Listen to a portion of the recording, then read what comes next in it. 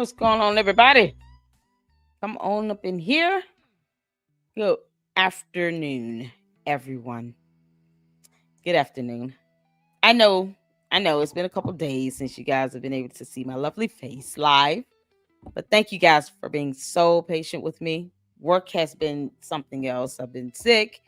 And of course, being a mother is just nonstop. So I've been trying to get my kids situated, and they got work to do on a Saturday.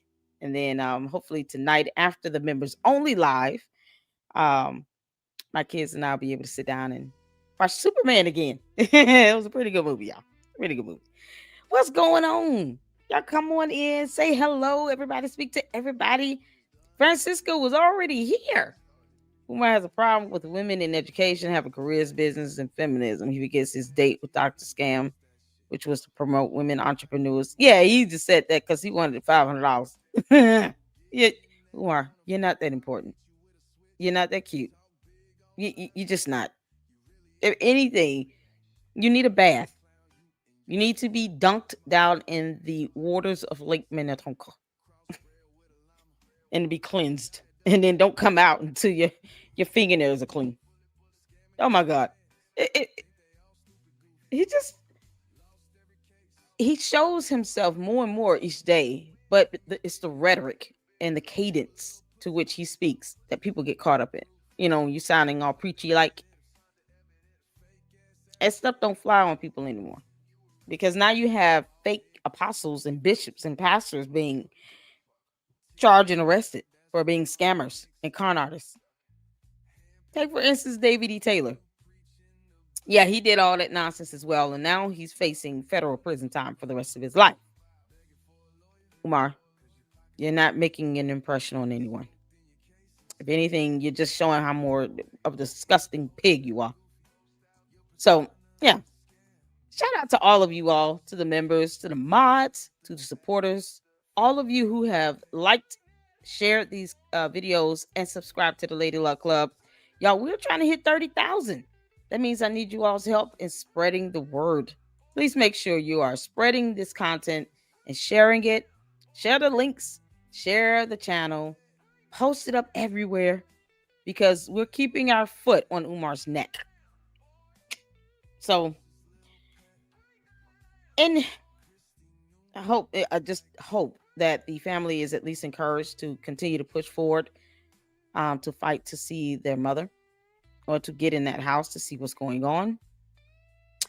One of my sources sent me some photos I'm going to share with you all. I want to make sure there's enough people in here so you guys can see these photos. They were sent to me, and I can say me only. I feel pretty good about that. But what I don't feel good about is what's in these photos. And this is hopefully more of a reason for there to be a bigger outcry from the public, not just with my reporting, but with other content creators to advocate for the Philadelphia Police Department, the Elderly Association, the social services in Philadelphia, and whomever else can get in that home to find out what's going on with Barbara Shoemake. It's disturbing. And all Umar is doing is traveling and going on podcasts, cleaning toilets, trying to give this false perception that he's trying to open a school when he's just dead broke. So, yeah, 3 photos I'm going to show you guys. Once more people get in here because I want as many people to see these photos as possible. So make sure you guys go charm everybody. 3 new photos that I have exclusive. You're gonna want to see them, and it's disturbing to see. It really is. To me, I find it disturbing. Let's get some more comments in right quick. He also forgets that his majority supporters are women who, without education, businesses, or careers, won't have the money to they donate. Exactly. The fact that his cult following walk around asking, "What do you do for a living?" I have a job.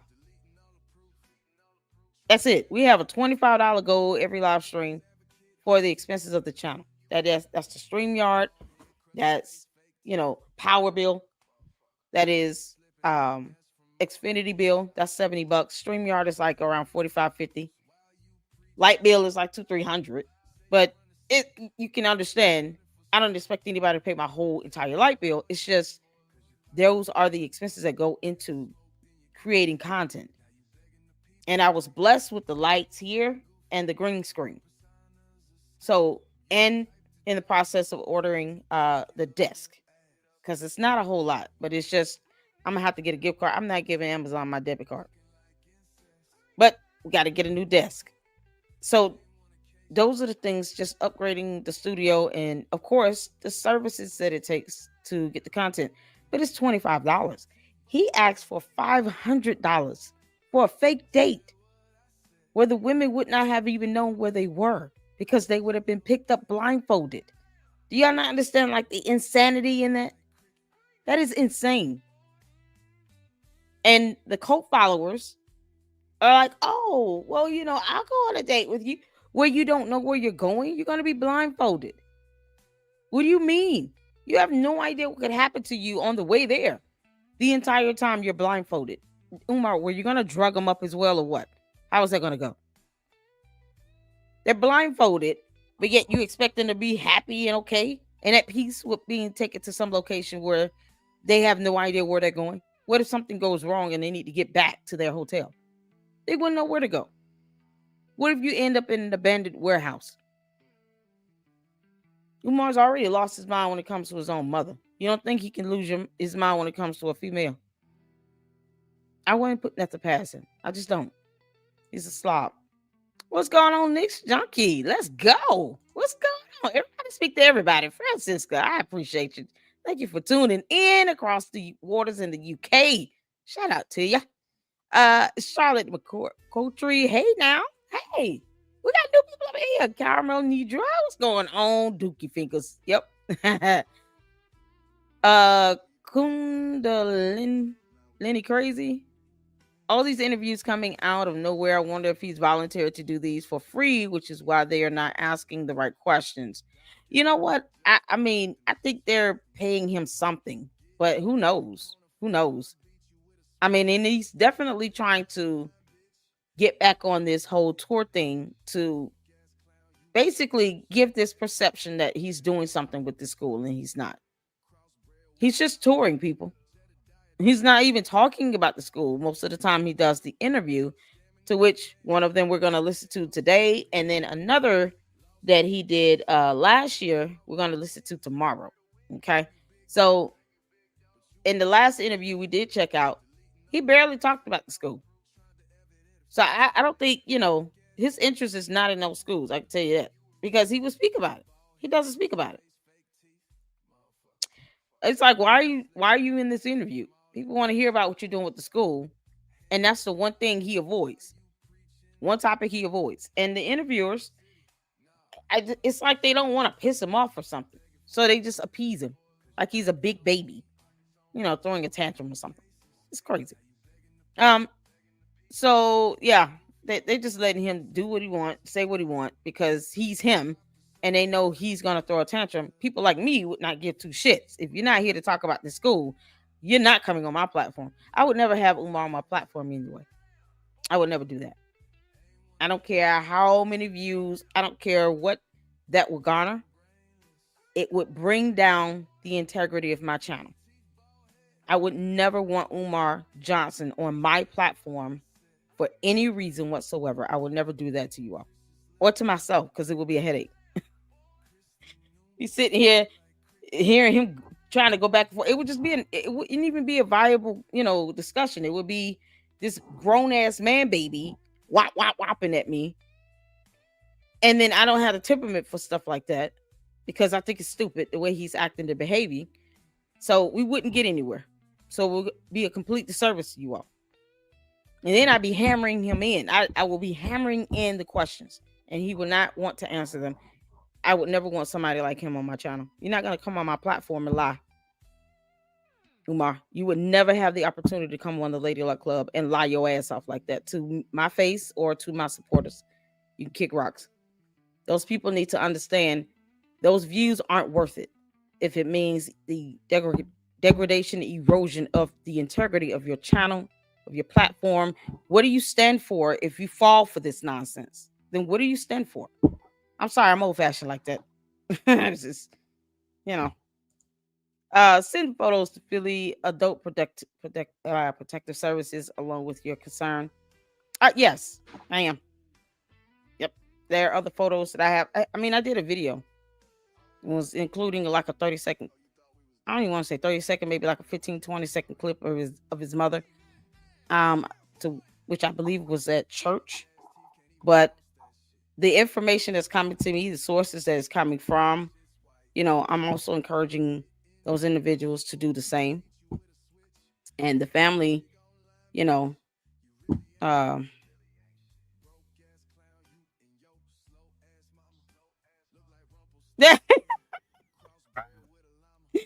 frankly, I'm not talking about Candace in this live. You're in the wrong live. What you doing? You're not gonna talk about Umar. You're in the wrong live. You gotta wait till 5 p.m. Okay. We'll have your discussion and you calling me, telling me you make me sick, all that. We talk about that at 5 o'clock.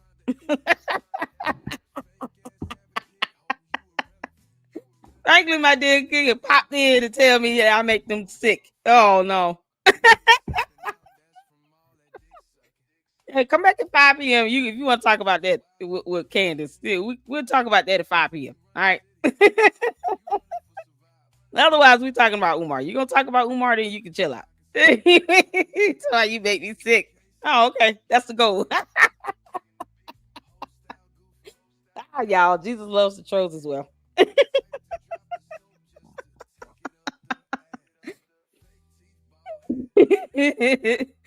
Oh man, oh bless your heart, frankly. You make me sick. I'm glad Candace is investing.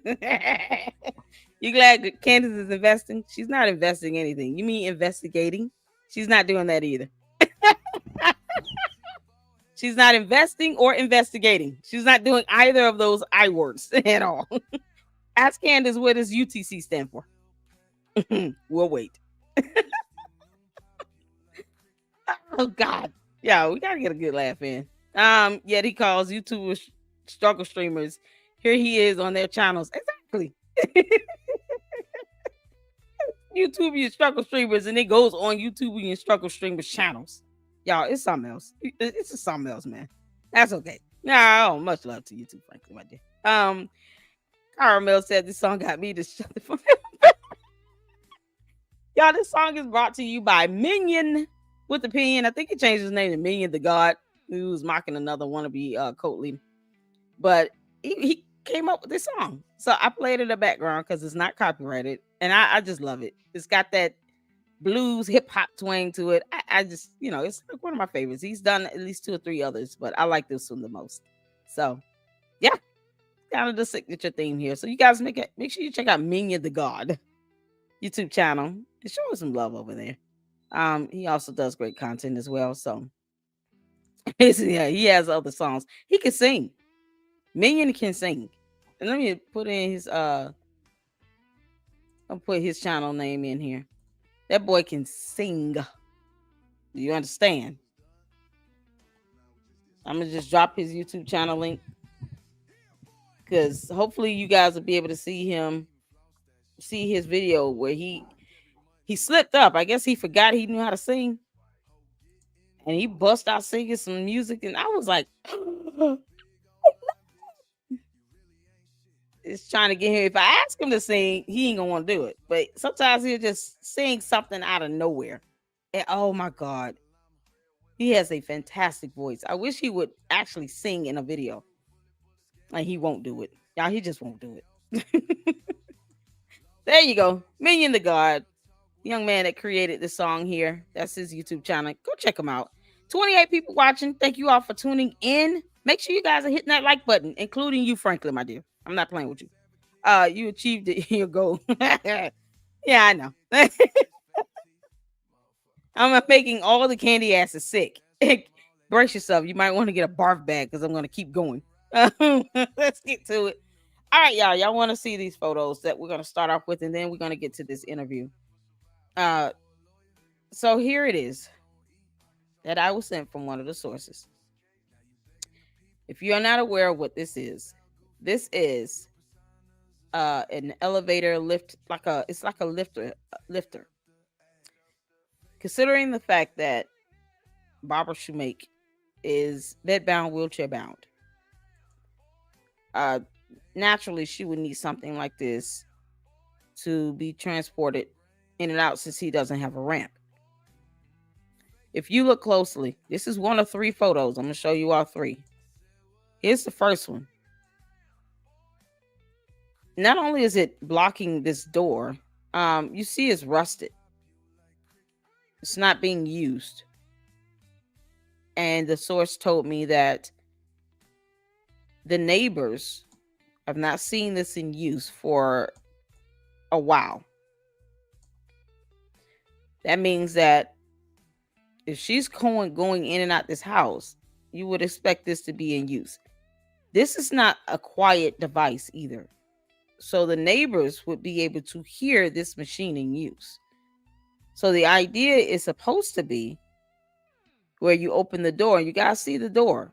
It starts up here and it goes all the way down to the ground. Y'all see the electrical socket down there? This door goes all the way down to the ground. So naturally, when you open the door, wouldn't she be down here on the ground? Because I don't see where the door ends any further up. I'm gonna scroll. I'm zooming in on the door. I don't know if this is a wall area here, this back area. I don't know if that's wall or door, but I'm not seeing where the door ends and this wall unit, whatever this part is down here, begins. I'm not seeing that. So you would assume this is the entire door from the top to the bottom, right? Why is it sitting in this up position like this? That's my question. Because you can see the stairs right here. Y'all see the stairway? I waited for a hot pocket to cool longer than Erica. I want Charlie's death. She's still mourning. What's wrong with you? You can't tell her how to mourn. She got kids too. Y'all, we can't lose our sense of humanity here. You can't tell somebody how long they should mourn. How you know she's not still mourning? I still mourn the loss of my father. It doesn't mean that y'all have to see me crying every time you see me, though, right? Frankly, my dear, you got to be realistic, honey. You understand? But people grieve in different ways. I'm still mourning the loss of my father. I'm still mourning the loss of my grandmother. But I'm not going to come on YouTube and cry every day. At some point, I have to be strong for my children. Does it make sense? You know, but Erica Kirk could be going and, maybe she cries in the shower and just releases and lay prostrate before the Lord and mourn in the shower so she could be strong for her 2 children. You understand? If all she did was cry, cry, cry, cry, cry, then people will be walking around saying, oh, well, this isn't healthy for the children now because it's like she's depressed. Can't do that. All right? Gotta maintain our sense of humanity. All right? Shay says, so the person inside can roll onto the platform and then be lowered to the ground. Yes. But my question is here, if you guys are looking at this photo, if the door comes all the way down to the ground, wouldn't she, if you open the door, be already at ground level? So this is assuming if this is up here in this up position, this would cause one to assume that the bottom area here is like a wall unit. It's like a big step up. It's not part of the door. It's maybe part of the foundation. But look at this. You see the stairs that come down here. So if this is in use, and let's say, she was leaving the house or something like that, would you expect this rusting to be going on here? Would that be the case? And that's considering if this is the door where it stops right here where it's lifted up, and the rest of this is like a base unit. If this whole thing is the door, then why is it lifted up? Wouldn't that just be simply blocking the door? So that's my question here. And I'm not like an engineer or anything, but you know, it's rusty in so many areas where it shouldn't be. So here's the two scenarios. Either this bottom board area, this bottom area right beneath the lift is either part of the foundation, like you see here with the brick and everything. And of course, there's stairs over here that leads up to a door. So if this door is the same length as the door next to the stairs, then it would make sense for this to be in this up position because this is where the door stops. So the door will start here and then ends at the bottom right here where the lift is also stopped at. But if the door goes from top to bottom to the ground, wouldn't this be simply blocking the whole door? And if she came out, she would already be on ground level. So that's what I'm trying to figure out here. But there's a lot of rust on this machine. How do you have a machine like this operable with rust areas like this? Look at this rust. Yeah, it looks like his school. I want to assume that this is just a board here and this is not the door, because if it's part of the door, then this is just blocking a door and she could open the door and just roll out. That's all I'm saying. But why is it rusty? You got trash underneath that? I would be scared to even have this much rust around these wires. I don't know if it looks like it's plugged in and there's a covering socket here. But look at this rust. You don't expect to see that much rust if it's in use. It's even if you see something, then you would clean it off, paint it, whatever, right? And then where are the buttons for her to push to go up and down? Is this only controlled and operated on the outside of this? Or is there something on the inside of the little gate area where she could, if she wanted to leave, she could do it herself. She could push the buttons herself. I know, can she use her hands, her arms and hands? So aside from this lifterator being in horrible condition, the neighbors have said they haven't seen it be used in a while. And I want y'all to see, this is 2025. These photos are recent, 2025 from Google. So this is not old photos. This is new photos for this year, taken last week. And they said they haven't seen this move in months. And they will be able to hear it. And of course, it probably be extra loud because of all the rusting. So this is one photo. I just want y'all to keep that in mind. If this is the full length of the door, then this is just blocking the door. But if the door is assumed to be the same length of the door over here where the stairway is, because this is stairway here that leads up to a door. If this is assumed to be the same length of that door, then why is this not being used still? Why is it rusted over? Because if she rolls out, let's say this is where the door stops here, then yeah, she will roll out into this lifterator and then just hit a button and then be raised down to ground level. So that still doesn't explain why she's not able to leave the house. Because now you got this lifterator that's supposed to make it easy, right? Why is she not being seen leaving the house in a while, in months? Why is this thing rusted up? This is what's concerning to me. And neighbors should not be saying we haven't heard or seen this be used in a while, in some months. What do you mean? So this is the first photo. Here's the second photo. So this is a better view. And okay, so like I said, I think that's the full length of the door. Y'all see this here, right? Here's a side view. This is a door. Okay, so down at the bottom is the base. So when she comes out, theoretically, she's rolling into this, and then it's supposed to be lowered. Look how rusty it is. It's you can tell it's not being used. Look at this. This looks worn out. It's like a pen pad or something that controls the lift. This looks worn out. I wish I had somebody in here that could tell me exactly what this piece is, because it looks like it's what controls the flap door here.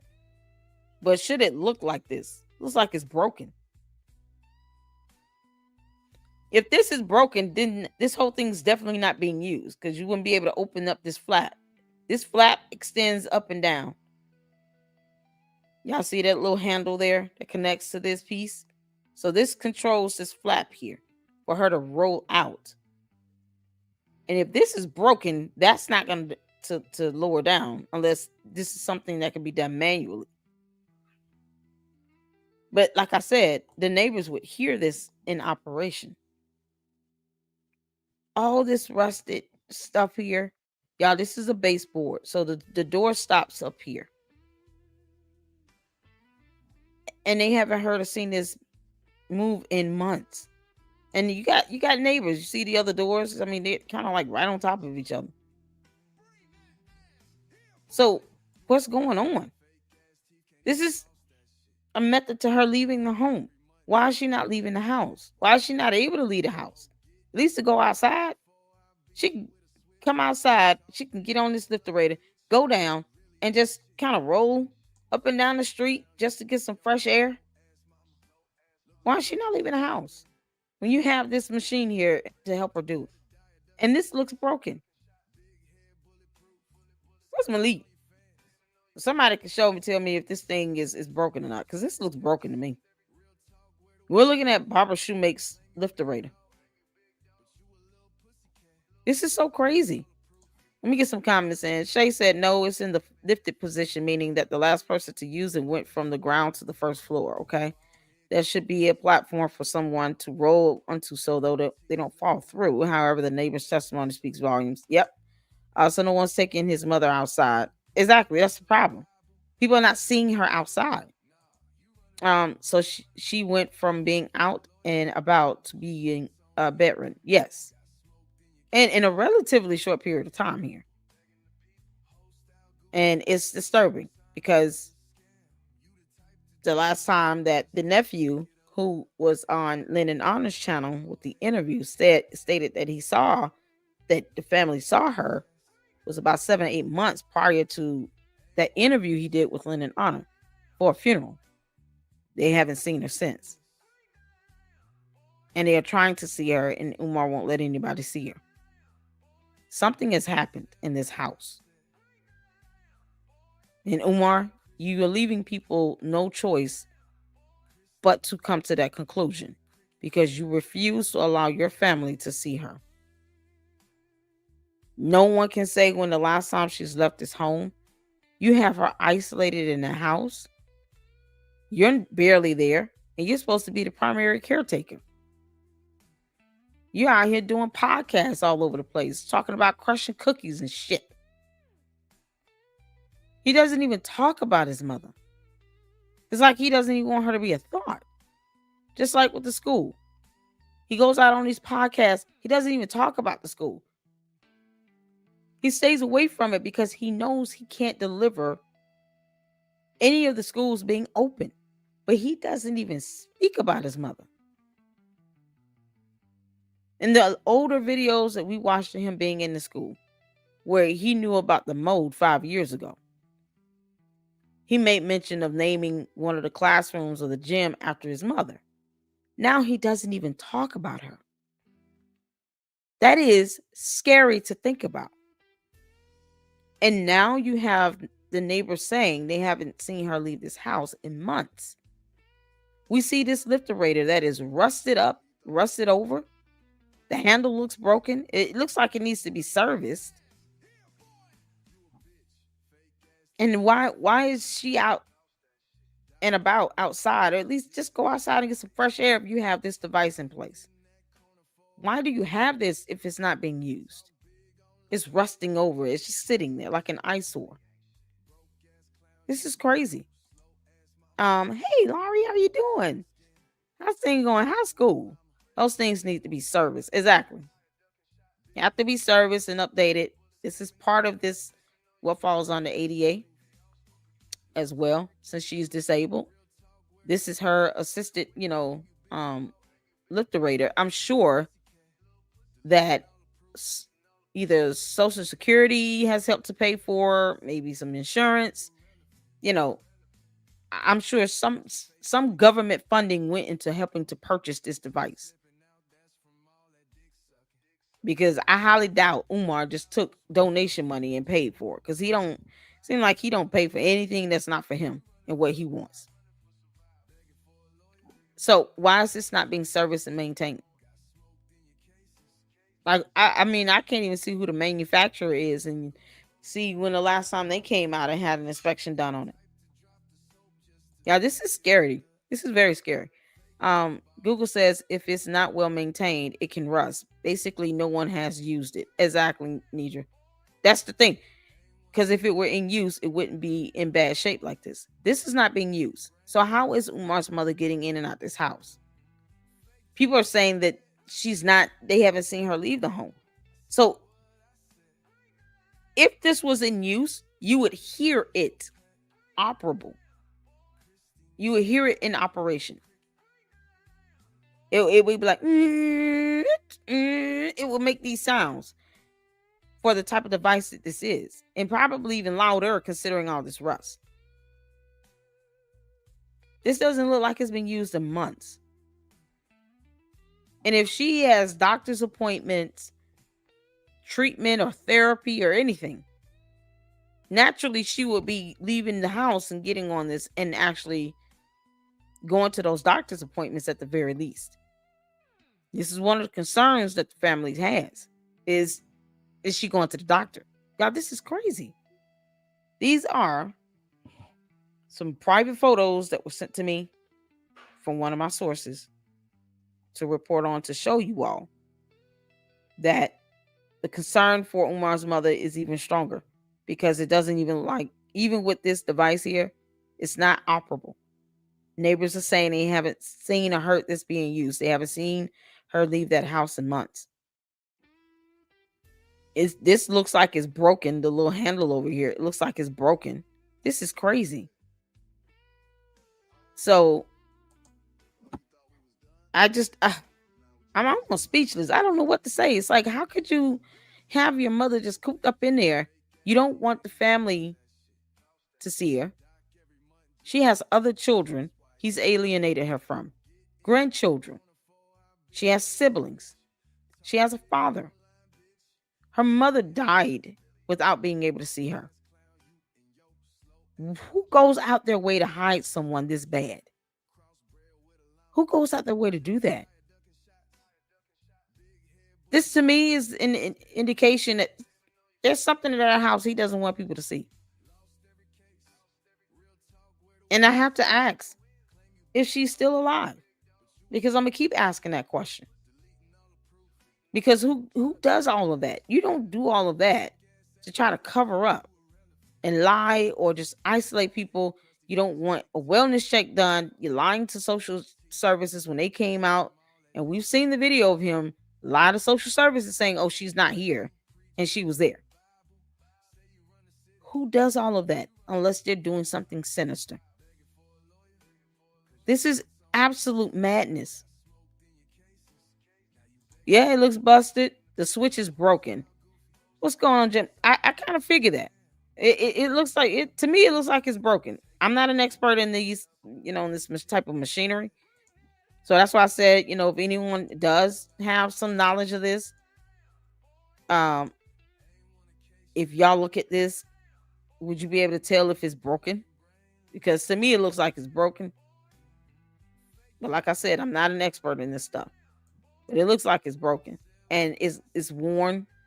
It's rusted on both sides of the little pegs here. The back size of that and some trash underneath it on the other side. It's There's no way he calls her Queen Ifatunde. This is what you want your Queen Ifatunde to be rolling in and out of. And this machine that he wouldn't be able to fix if you paid him the money, because he's not an electrician. He doesn't know how to fix and repair stuff like this. So the manufacturer will have to do that. Who's the manufacturer? This is insane. So here's the third photo. This is just the door itself. And you guys can see here. This is where the top of the lift is. And you see the door here. There's two small little panes, little glass panes there. Who knows if that's covered up or not? It looks like it's reflecting, so you probably can't even see inside the doors if you go up to this. You wouldn't be able to see inside. And naturally, if you think that this is for, specific access to this lift, his mother wouldn't be able to look out those two glass little panes either way. So he probably put up something to block inside view on it. But that means you're also blocking sunlight, because these might not be real windows. Y'all see how it's not even, it's reflecting what's on the outside. So it's not showing you, it's not a real window. It's not showing you on anything on the inside at all. And then this is worn. The door seal needs to be fixed and replaced. You can't make this stuff up. I just, what is the purpose of all of this? Like, why is he sitting here going out of his way, keeping her from everybody, isolating her? Why is he doing that? This is the type of behavior that ends up having people, when something happens, go around talking about, I didn't know he was capable of doing this. What do you mean? He's very capable of doing this. He's doing it. He's not even maintaining the door. And if she's on Section 8, these are the things that they will look at for an inspection. This will not pass inspection. Where are the windows? Why is this covered up? No sunlight coming in? Door seal needs to be replaced. This is supposed to be the little eye. If you want to see, it's two of them. Of course, one up here and one down here. You want to look out through the little eye keyhole, the peephole, to see who's outside. Doesn't mean anything if she's not able to get to the door. Or if he's lying saying she's not home when she is. So that's the front of it. I don't see any manufacturer initials or name or anything on this. Who knows who manufactured this? You guys can see the rusted condition. And we confirmed that the door ends at where the lifterator stops right here. And this isn't being used at all. This is the other side of that handle. This is insane. And this is the other view. You can't make this up. So these photos are exclusive photos that I had to ensure was released to you all, just to give you all an idea of why I keep saying, I need sign of life at this point when it comes to Baba Shoemake. I want proof of life. You guys have this in the video. The video is part of this live stream. You can always freeze frame, take snippets, and report this stuff. I think the overwhelming complaints being filed is going to force Philadelphia Social Services Department to have to do something to get into that house. It is disturbing to hear any neighbor, say that they have not seen movement in months when this lifterator, is right here and could be used to help her get in and out the house. But as you all can see, The handle looks broken, it's rusted over, and it's not being utilized. And the neighbors are saying they haven't seen or heard this machine being, in operation. This is right at, you know, Baba Shoemake's door. You can't make this up. This is the fight that the family is having to go through because he decided to get a power of attorney document out here that could be challenged. I mean, naturally, right? Especially with the lying and the isolation and all those things. It's just not healthy for her. Umar's going crazy. And who knows to what extent. But this is wholly dangerous. Let's get some more comments in. And like I said, if anyone, understands these parts and could pinpoint what type of, manufacturer made this, maybe we can pull up and see if there's been any service done to this or any inspection done to this recently, because this is what you're forcing people to have to do, Umar, because we're concerned about your mother and you're isolating her from everybody. You won't even show sign of life. You don't even talk about her. It's like in your world, she doesn't exist. You talk about everything else except the school and your mother, and that's a problem. Crazy, right? If she has MS, I guess it makes sense, but the care and quality of life is not happening at any satisfactory level. Yeah, it's not. I have one like this. It is broken. Oh, okay, good. So Jimmy, is it Jimmy? What's the manufacturer for this machine? Yeah, Philly does have Section 8. Yeah, they're supposed to do annual inspections. Jimmy, is it Jimmy Mick? Jimmy MC? Can you say what the name of the manufacturer is for this product? Maybe we'll be able to get some information on when the last time this thing was serviced and inspected. Or maybe they go out and do it if we sent them the photos, because it can at least give an idea of when the last time it was operating.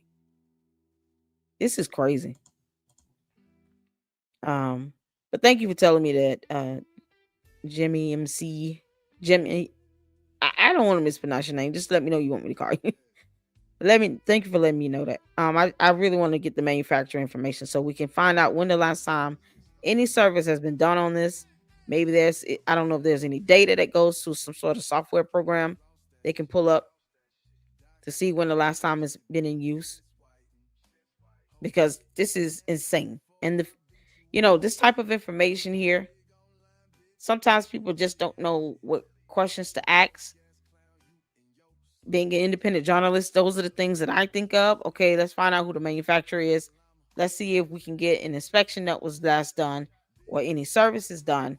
Do they get data in real time? Is there some sort of chip or something in here that sends out data to show the last time it's been in operation? Because the family could use that to take to court. Say, this is proof. We have this liquidator, and the manufacturer has sent us information showing that it has been used in approximately 8-9 months, something to that extent. But it would be vital information that could be used for the family to take to court. I don't understand why people give him a platform to talk. Duke quoted Will Smith, of all people, like he's profound. Exactly. He's just saying things at this point. Is she even alive? That's the same thing I said. That would be insane if the residence is that messed up. Wouldn't caretakers report that? Yeah, that's if they have, if she has caretakers. He claims that he's the caretaker. We all know that he travels now. Who's watching out for his mother while he's on the road? Who's with her? That's my thing. He doesn't even talk about the mother, but he definitely doesn't say who's with her. Most people will say, oh, I have round the clock treatment care for my mother. There are 3 of them. I mean, he doesn't say anything about the caretakers. He won't even say if it's a professional group, if maybe he's got a family or a relative or a friend, somebody that's taking care of her. He won't say anything about it. It's so crazy. She has either deteriorated in health that he can't let her be seen. Yeah, that could be the case. Hopefully, he's not doing anything to cause that deterioration, such as, neglect. Because if she can't even get up and go to the bathroom, that's part of that 24/7 care that she would need. I'm sure she's like wearing a diaper. Who's changing it? Who's rotating her around to make sure she doesn't get bed sores? I mean, this is it's so disturbing. His mother is isolated in a filthy home. He's too much of a narcissist to ask for help with her. And he doesn't even have to ask. All he has to do is let his siblings, you know, go and see her. Open the door when they show up. The grandchildren. She has, grown adult grandchildren. They want to see her. The nephew was on Lennon on the show. He said, him and his sister would be more than willing to go out and spend time with her. They really want to see her.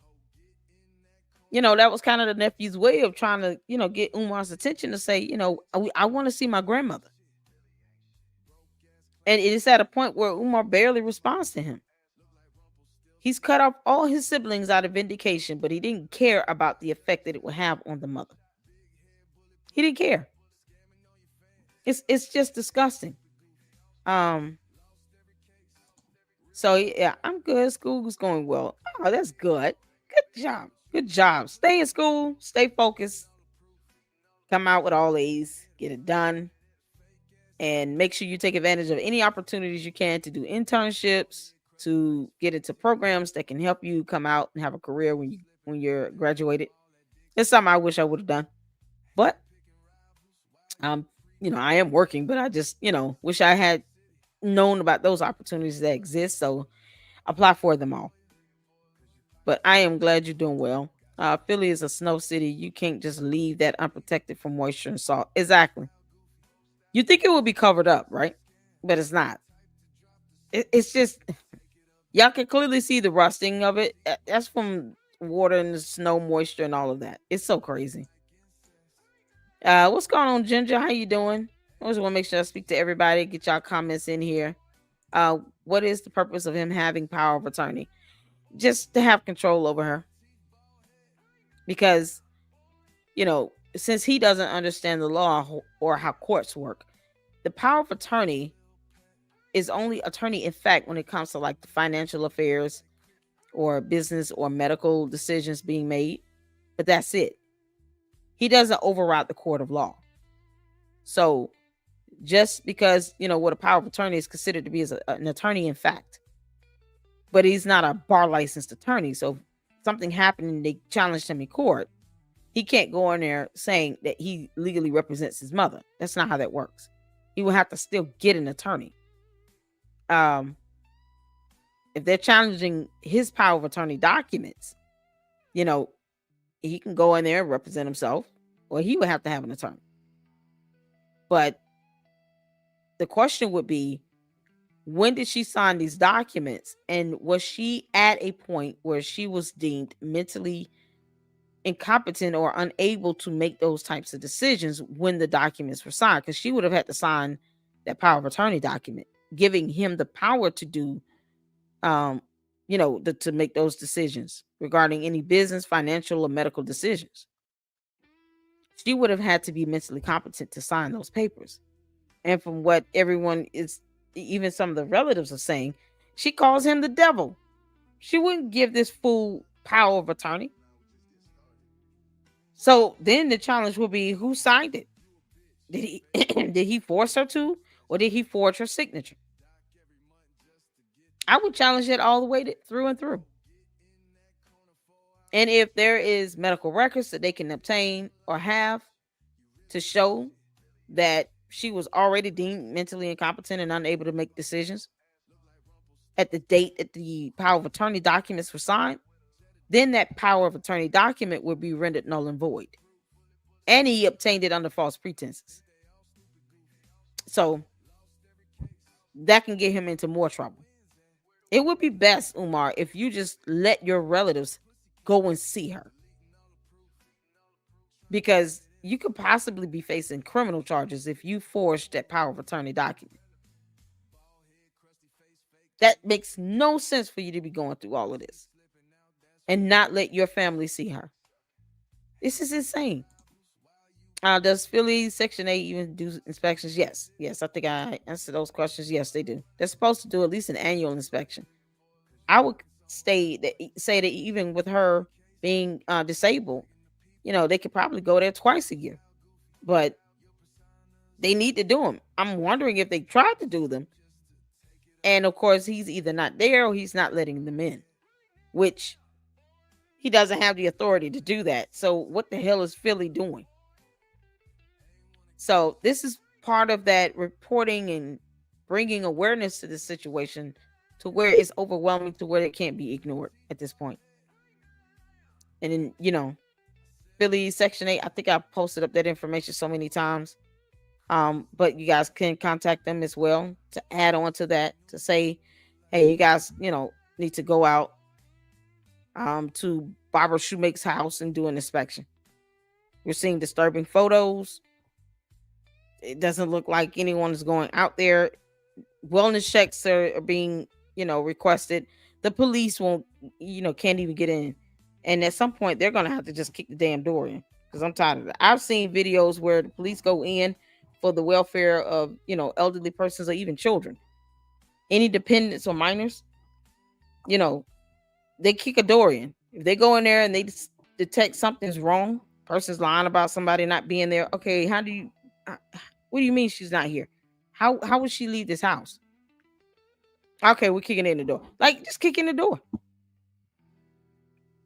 Why are they being more aggressive? I don't know, because I've seen videos where police officers go and do wellness checks and end up having to kick in the door.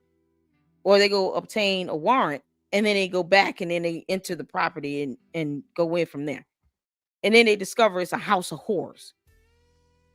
Like, most of those true crime stories where it ends up being a house of horrors is because the police decided, okay, you don't want me to come in here, willingly to do a wellness check. Let me go and get this subpoena to do a home search. We're going to come back and we're kicking this door. And then they go back and then they realize that, you got god awful people holding children hostage and that are being abused and neglected. And it ends up being another house of horror. That's how sometimes a lot of those cases shape out. But if the police aren't being more aggressive and exercising the power, the discretion that they have to determine, okay, we came out here 3 times in 4 weeks. You're either saying she's not here, or you're not opening the door, or you're just not saying anything. And we know she's bedbound, wheelchair bound. She can't leave on her own. The family has told us exactly what the deal is. No one's able to lay eyes on her. You're not allowing anyone to see her. That's probable cause to kick this damn door in. And they kick the door in other situations. Why aren't they doing that in this situation? This is absolutely insane. Absolutely insane. If something essential to her well-being is left rusting away like this, exactly, then I would take photos and use that for court. But the police should be able to see this and say something is wrong. We keep coming out here. She's not here. Where is she? Where is she? He's all over the internet. Umar is an idiot. He's all over the internet doing all these interviews, and yet he can't come to the door, and he's supposed to be the primary caretaker. Even if they called him, he should be able to say where she is if they called him. Hey man, we outside your mama's door. We got 3 of your siblings here. They said they haven't seen her. We need to lay eyes on her. Where is she? Where are you?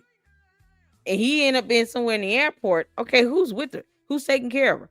I will keep asking questions till I get an answer. I'm sorry. How does this go if you're the primary caretaker and you don't know if she's there or not? She either is in this house or she's at a hospital or getting, treatment or something. But what do you mean she's not there? What do you mean she's not there? Okay, so if you're not here, we're kicking in the door. That's how that should go. It's so crazy to me. And this is disturbing even more when the neighbors are saying they don't hear this machinery in operation. They don't hear this lifterator in operation. They haven't seen her leave this home in months. How does she get to doctor's appointments? This is what's so crazy. I wish I knew someone that knew someone of higher authority to expedite getting the status of his mom. It's so sad. Yeah. And he doesn't care. How often does he talk about his mother now? The only thing I get is comments of dumb people talking about y'all need to mind your own business. You can go to hell too. I mean, honestly, I'm gonna keep talking about this until somebody gets in that house. Until the family is able to get her out, or the police officers kick the door and get in. Because there are other situations where doors have been kicked in.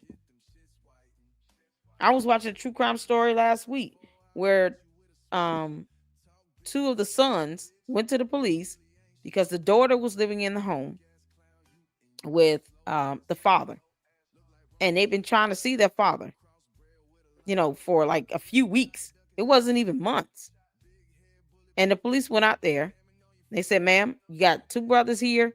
They've been calling. They said they have been able to see their father. They're getting these weird text messages from his phone. And that's another thing. I don't think Umar allows her to use a phone. So now there's no communication either from her. That's not normal. So, there's no communication, no sign of life. She's not leaving the house. And in that situation, it was the father. And they said, why is he sending us these random text messages like this? This is not like him. This is not normal pattern of behavior. Police get to the house. They question the daughter. They asked if they could come in and do a check. She said no. They go back to the court, get a warrant. And then they gain entry into the home. And then that's when it's discovered that the father had passed and she had buried the father in the basement floor, in the ground, and laid concrete over. This stuff happens so often, it's not even funny. The situation with the what's the lady that had the two kids? Little boy ran out to get some help, and then it turned out that they were being abused and kept in one of the friends' homes, and it was like a house of horrors. You get that all the time. I was just watching another true crime story where it was a house of horrors, where it was discovered that it was like 4 or 5 kids and they're tied up. And wellness checks leading to the police kicking in the doors and discovering that children are being mistreated and abused and held against their will, chained to the beds. I'm not going to put this past Umar. You can kiss my ass. I will never put this past Umar. So if he's not able to show sign of life, he doesn't talk about her. He doesn't allow relatives around. He won't allow her other children or her grandchildren, one of which has gone on Lennon Honest channel pleading to see the grandmother. He won't allow any visitation, any wellness checks to be done. Add that all up. People shouldn't be shocked if I'm asking if she's still alive. Just add that all up. It's hard to believe that she's still there. No one sees her. The neighbors haven't seen her leave or enter this home in months. They haven't seen or heard this machinery in operation. This is crazy. Yeah, it makes no sense. So yes, my question would be, is she still alive? And what did he do to her? It's so crazy. The nephew said his sister is a professional career who was caring for her at one point. Yeah. And he kicked her out over a hamburger. He kicked out his own niece who was caring for her full time because of a hamburger. That's a dumb reason to sit here and say you can't see your own grandmother and help take care of your grandmother anymore because you gave her a hamburger. What do you mean? Umar eats like a sloppy pig. Yeah, over a hamburger. It's so crazy. I'm going for my PhD. All opportunities are gone. Keep pushing. There's a lot of things you can do, honey, with a PhD. Keep pushing. That's a blessing too. That's a blessing. To keep pushing. To apply for all them programs, anything that you can, where you can, fast track into. You can be a director with that PhD.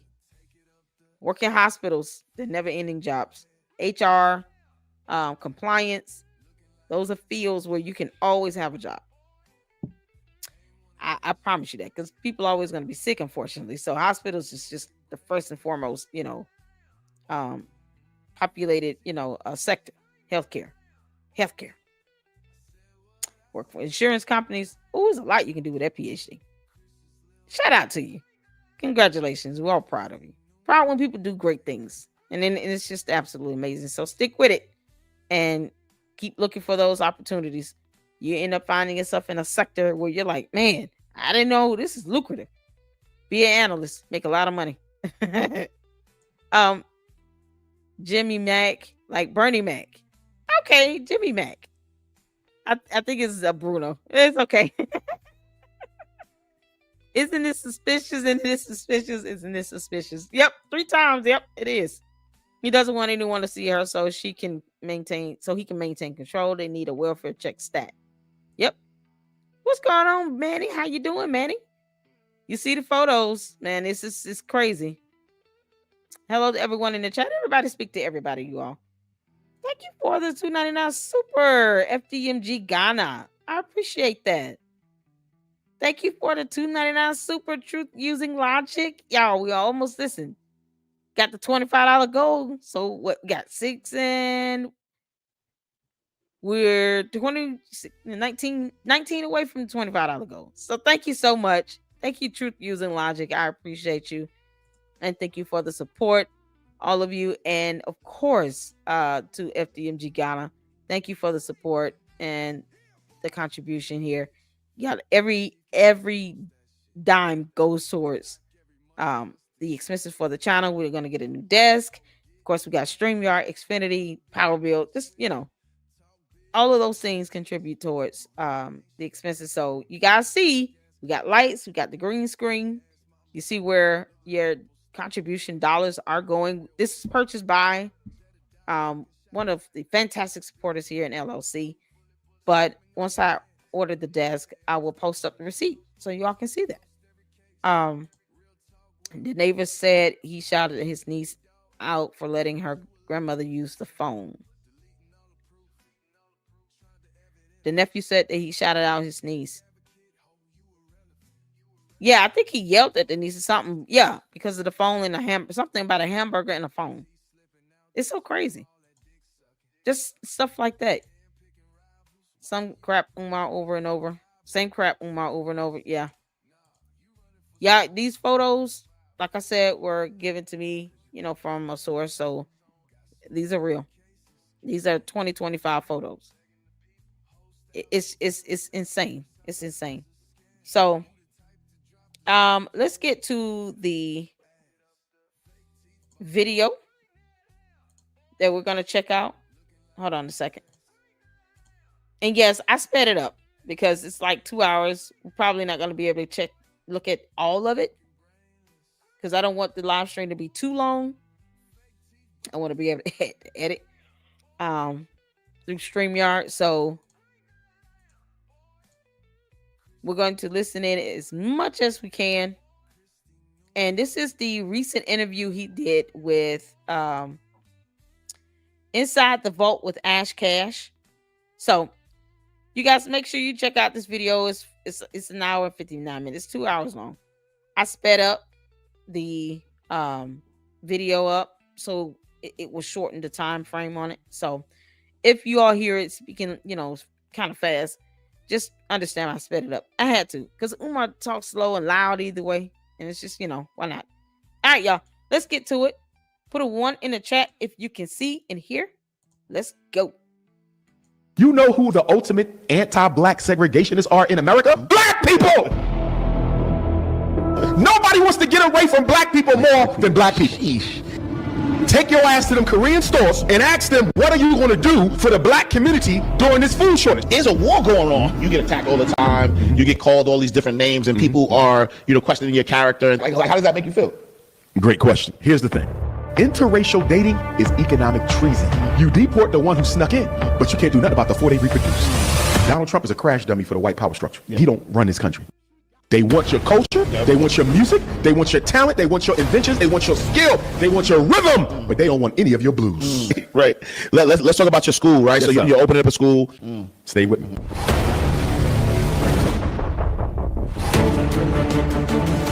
I don't know why he yelling. Hey, wait. I know you want to watch this next video, but listen, if you are an entrepreneur. I know. Yeah, The Frederick Douglass and Marcus Garvey RBG International Leadership Academy for Boys, the first school in America built on the principles of revolutionary pan. it's not a school. It's not open. And he only intended on the smaller building being open, not both. Why do they keep pandering to him? I don't know. Africanism and economic independence. From mental liberation to financial elevation, Dr. Umar has spent decades preaching one truth. A people can't be free if they don't control their mind, their education, and their money. Today, we're going deep from black economics, wealth, What's Umar's job again? This is the last time I checked, he makes no money. psychology, Trump's America, ICE raids, NBA scandals, special ed, ADHD, the future of liberation in a system Thank you, built on brother capitalism. Jose. Ladies and gentlemen, round of applause for my brother. Ah, 1999 Super. Glad to be with you, black man. Yeah, so it's such a pleasure because Thank you, to Dr. see you for all these years, really like fighting for our people and seeing where we need help and how we could unify and get to the next level as African people. For those Shout out to the two supers I just got. You guys are awesome. Dr. Nini for the 1999 Super. Thank you. And Brother Jose for the 1999 Super. Thank you so much. That's a $25 goal, y'all. Thank you so much. Doesn't have to stop there, but we at least met the goal. Thank you so much. I appreciate that. Ginger for the $5 Super. Thank you so much. I appreciate it. You guys, this is amazing. I appreciate that. You guys see, I have no problem reporting information that we all need to know. We're all concerned for his mother. And yes, this will be going, Umar. You want me to actually have to file a complaint? Ditto. Okay. Because this is insane. So, yep. File a complaint it is. And hopefully all of you all are doing the same. But yeah. All right, let's get back to it. Thank you so much for the donations. I appreciate that. who don't know, they should know you, but in your words, who's Dr. Umar Johnson? Sure, Dr. Umar Ifatunde. Ifatunde. And you already mentioned the credentials. Outside of being a psychologist, I'm a Pan-Africanist to the core. Obviously, I'm an advocate for parents, being a school psychologist, author. My job basically is to pick up where the ancestors left off. I judge myself by them because I really don't see a lot of elders, unfortunately, not that we don't have great ones, but I don't see a lot of them kind of picking up that torch that the ancestors had. So where's your mother again? Because she will be an elder. Wouldn't your mother be an elder? Where's your mother?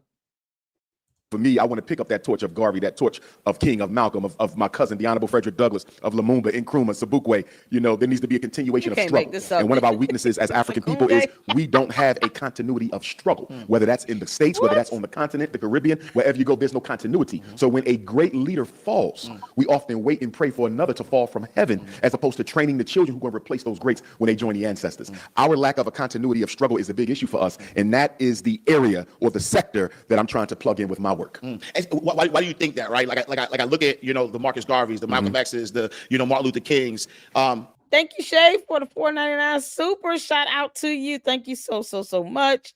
All right, y'all, let's get back to it. I just want to say thank you all for the supers and for the support, for tuning in. Hit that like button. It is an absolute blessing, and you guys have no idea how much I appreciate it and value that. Thank you all so much. Let's get back to it. Hit the like button. I kind of feel like it's, they've been taking, they take them out in a way that make people fearful to like step up. Absolutely. It's one of the reasons why they constantly broadcast the execution or at least the death. If you notice, Abraham Lincoln is one of the most famous presidents in American history. A racist, but one of the most famous presidents in American history. You can hardly find a death photo of him. John F. Kennedy, very famous also. You can find death photos of Kennedy, but not as often as you will find death photos of King and Malcolm. Wow. In other words, wait a minute. You're talking about Abraham Lincoln going back to 1865 here versus Martin Luther King, who was shot and killed in 1964. Almost 100 years. That's just a matter of advancement in technology. And Abraham Lincoln just wasn't photogenic. Malcolm X and Martin Luther King, they really didn't have a choice. They were considered these black powerful political figures, and they got photographed everywhere they go, whether it be by, other black people, the FBI, the FBI. Like it got photographed. They had video recording then. They had television then. They didn't have that when Abraham Lincoln was alive. Is he this daft to not understand advancement in technology? When they assassinate our leaders, they put those bodies on display as a conditioning for other Africans to never attempt or even dream of following in their footsteps. Those murders, going back to the Willie Lynch letter, they don't murder African leaders just to eliminate that particular threat at that particular time. They murder African leaders as a lesson to all of those would-be leaders who will be coming in their path. If we go back to the Willie Lynch letter, whether the letter is authentic or not is irrelevant. The psychological science of it is true and exact. No, it needs to be authentic, because then it would determine whether or not the events in the letter were true. What are you talking about? This is how you know you're dealing with a pathological liar, to where he's even using information that hasn't been verified to be authentic. That's some crappy ass stuff you're doing, Umar. You're an idiot. You're talking about a letter where you're even saying whether it be authentic or not is irrelevant. No, that's the entire premise of using the letter. It has to be authentic because the events that's noted in the letter need to be true and accurate. Otherwise, why the hell are you bringing it up, you coon? Because he likes calling people coons. I think it's fair game at this point. He's a goon. Let me just say goon. Ugh. In that Willie Lynch letter, it talks about making an example of the biggest and the boldest in front of the women, children, and the other men. That's what Malcolm's assassination was about. That's what King's assassination was about. That's what Dedan Kamafi's assassination was about. Amilcar Cabral, Thomas Sankara, Maurice Bishop. Their assassinations were examples to would-be leaders because, again, with most black children being raised by their mothers across the diaspora, not just America, across the diaspora, so many of our children are raised by the mother. What does Willie Lynch say? If you abuse that man in public, the mother will raise her son to be a coward for fear that the same thing that happened to the father will happen to the son. So that's why you don't see unapologetic, politically and economically unapologetic black men as much as you used to. Definitely not in the United States, because they will publicly lynch and symbolically castrate you, Sean Puffy Combs, who may have been guilty of some crimes, but did nothing more than any other white mogul has done in that same space. But we're going to publicly castrate and lynch you, since you want to start this black political party, and since you want to sue Diageo, this powerful white liquor company. We need Jay-Z to know we're not going to tolerate this. We need Tyler Perry and Oprah Winfrey. We need Rihanna. We need Tiger Woods, not to say that he would, but we need Tiger Woods and Serena and Kanye to know we won't tolerate this kind of stuff. Now, out of all of them, Kanye has been the most outspoken, right? And I appreciate Kanye's unapologetically black tone. I'm not going to say African with him because I don't know if he identifies as African. So I'm going to say unapologetically black. And of course, I'm the father of both of those sayings, by the way. I created those. Unapologetically black, unapologetically African, even though everybody ran with it. Those are Dr. Umar's creations. But anyhow, even in Kanye's unapologetic assessment and expose of the Israeli control of black entertainment, he always manages to keep a snow bunny on his arm. And the reason Kanye keeps the snow bunny on his arm, because the snow bunny symbolizes to the white power structure that no matter what I say or how much I challenge you, I still go home and sleep with you. Question though, so when you think about our community and other communities, so you mentioned the Israeli power structure, but let's talk like the Jewish community for an example, right? I don't know if there's a Jewish leader, if you will, but they follow sort of like a culture that allows them to stay together. Is us looking for leadership? Is that the issue that black folks have? Like, shouldn't we start to focus on creating a culture that, regardless of to a point where we wouldn't need leaders? Like, what's your thoughts on that? Now, when we look at, I would like to point out that it was Kanye who said that slavery was a choice. 400 years of slavery in the U.S. was a choice. And he got called out on it. The moment he said it, he was in the TMZ studio. And another black man, a writer there, called him out on it so fast because he told him flat out, you say things that put Black people's lives in danger. You're making us targets, and we end up having to carry this nonsense on our shoulders because you have bodyguards and you're rich as hell and you're not even marrying Black women. And yet you sit here and say that 400 years of slavery was a choice. That came out of Kanye's mouth. So you, Umar, are sitting here saying you're proud of him being outspoken, being unapologetically whatever, when he also said that he is a non-reader of books. Kanye West said in an interview that he was a non-reader of books. An elaborate way of saying, I don't read shit. He doesn't even read books. He said, I'm a non-reader of books. Who says that? But he's unapologetically outspoken. He's also unapologetically stupid. Just like Umar. Because birds of a feather flock together. The Jewish community or any non-African community, they all have leaders. Okay. You just don't always see them. Oh my God. The reason why Black and African leaders are always on display is, number one, we often have to serve a dual function of being a leader and simultaneously an organizer as well. Okay. When you look at other cultures, the organizer is here. The leader is here. For example, Charlie Kirk, was one of the organizers of the MAGA vote for Donald Trump.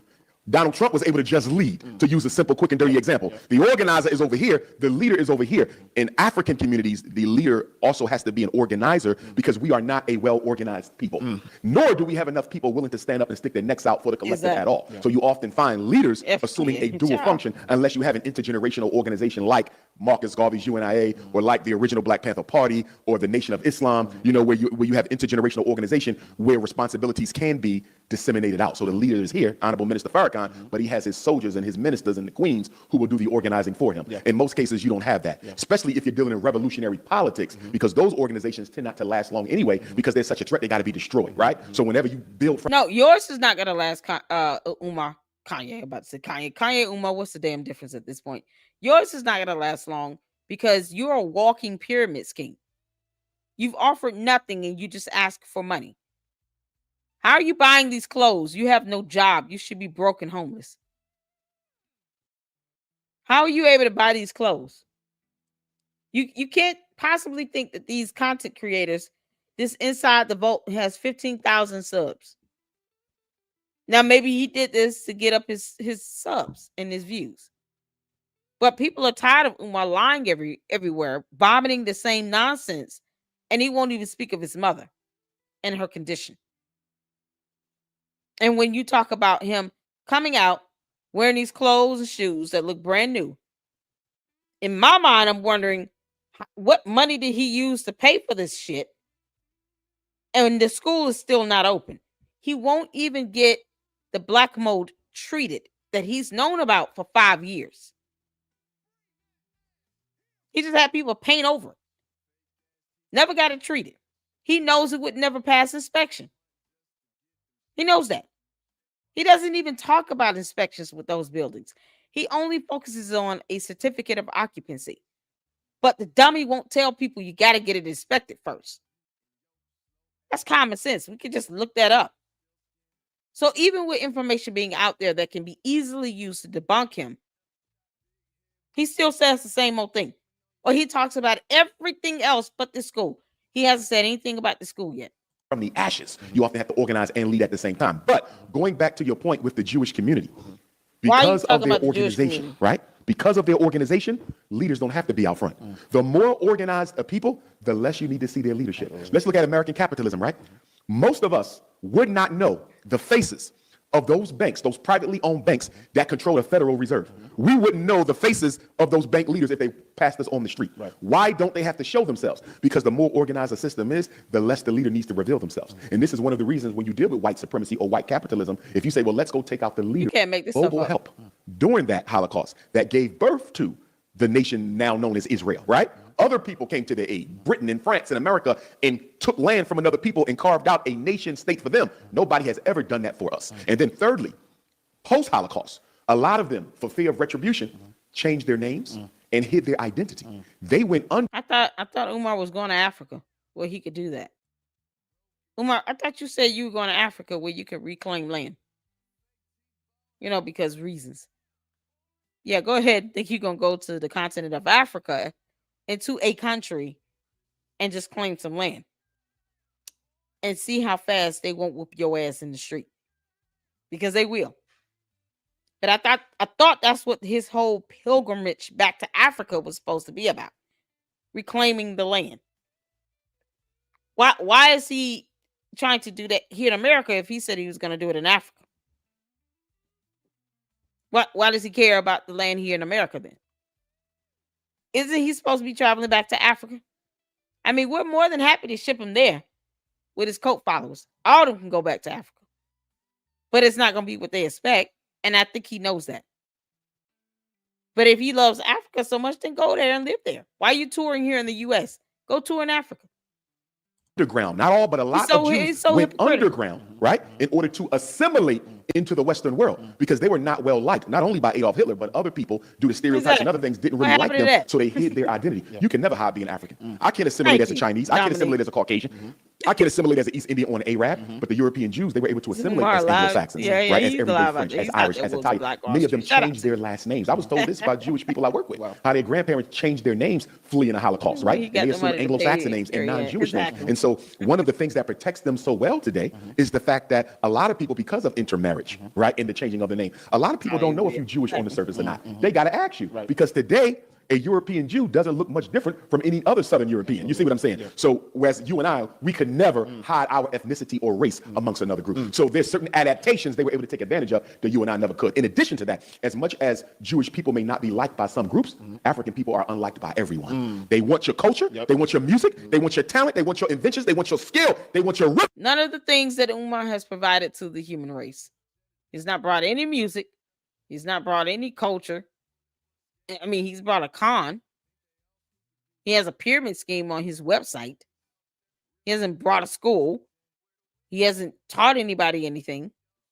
All he does is just run his mouth about things that people can Google and look up for themselves. And some of it can be debunked because, you're sitting here talking about Abraham Lincoln being a racist and all. Abraham Lincoln never wanted slaves.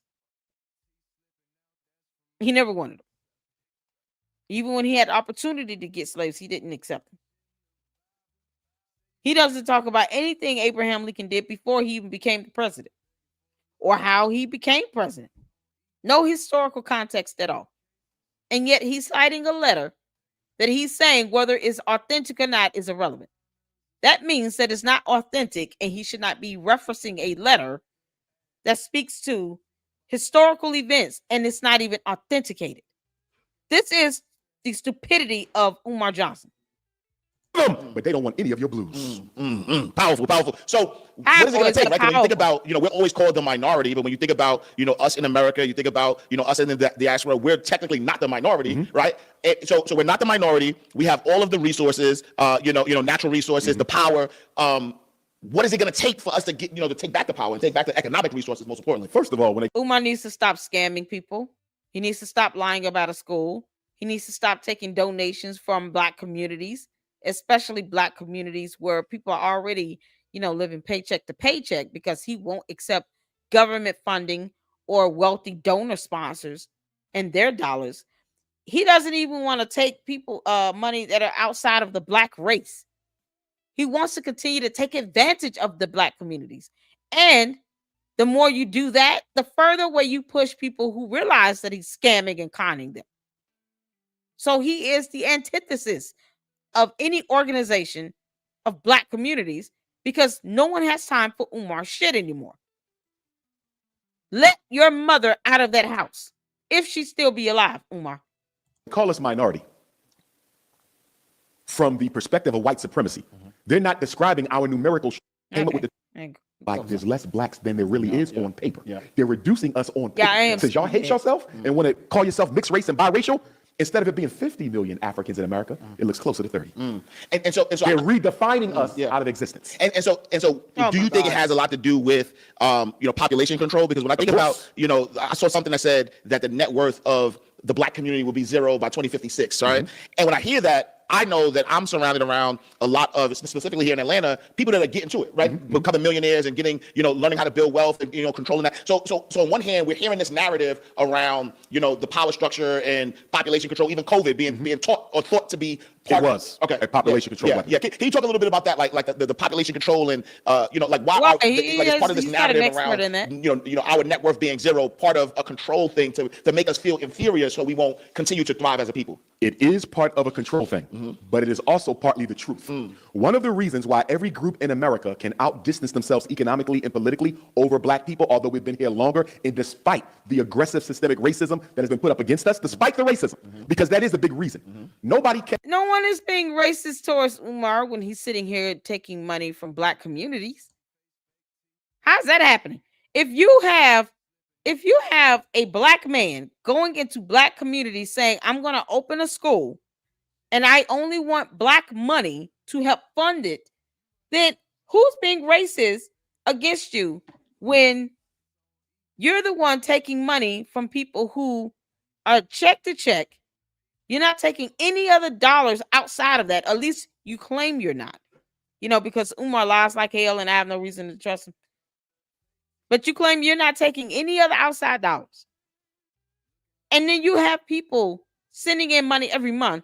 And now that money is starting to run dry because people are either getting hip to your lies and your scam and realizing that you're a con artist and nothing more who doesn't want to get a job. And they're seeing that you're not opening up a school. You won't show any expense report, tax reports that shows expenses. You're not trying to be held accountable for this money, but you still demand and expect people to just give you money with no accountability. That has nothing to do with racism. That's just you being a con artist and a scammer. Umar is the biggest threat to black communities when he's sitting here demanding and expecting people to give up their hard-earned money for nothing in return.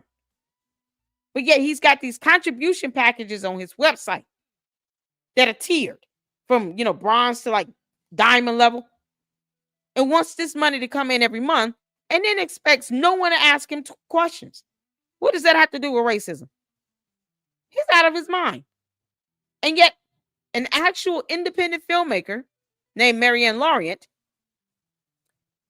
is sitting here trying to fight to maintain her intellectual property of a film, a black woman, because he tried to file a slap suit against her for $500,000 and tried to take her intellectual property, the rights to her film, away from her because he wanted to invoke himself in the film and be in it because of his narcissism.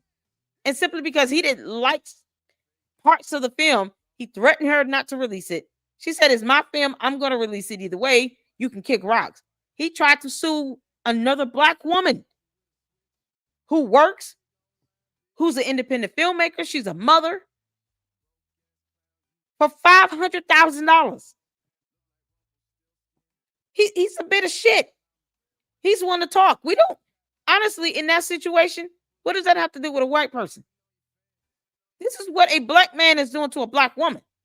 That has nothing to do with racism. So he doesn't have, he talks about, it's all about racism. No, you are a black man doing this to another black woman who works hard, who has built up her independent film career. And you're trying to take away her intellectual property. You literally wanted her to pay you $500,000. Get the F out of here. All he does is sit here and just, give us something to laugh and talk about. I mean, because otherwise, I can't take him seriously. I don't. Where's your mother, Umar? Catches the hell American Africans catch because we're the only non-white people who can. Hold on a second. The video is frozen.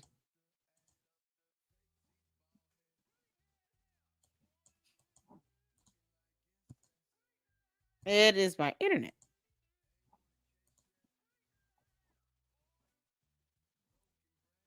Hold on, bear with me.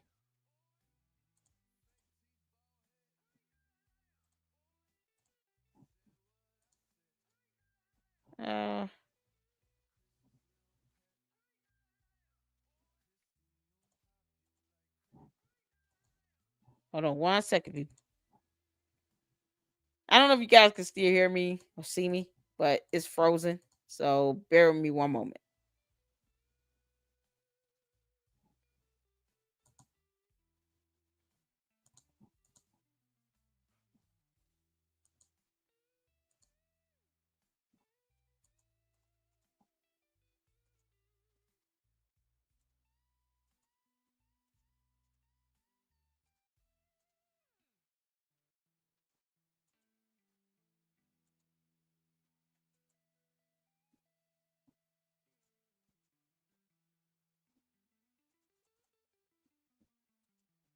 Sorry.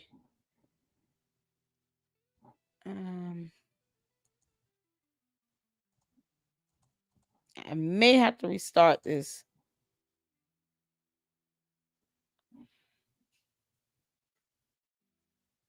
Okay, I'll be right back. I have to restart my device up.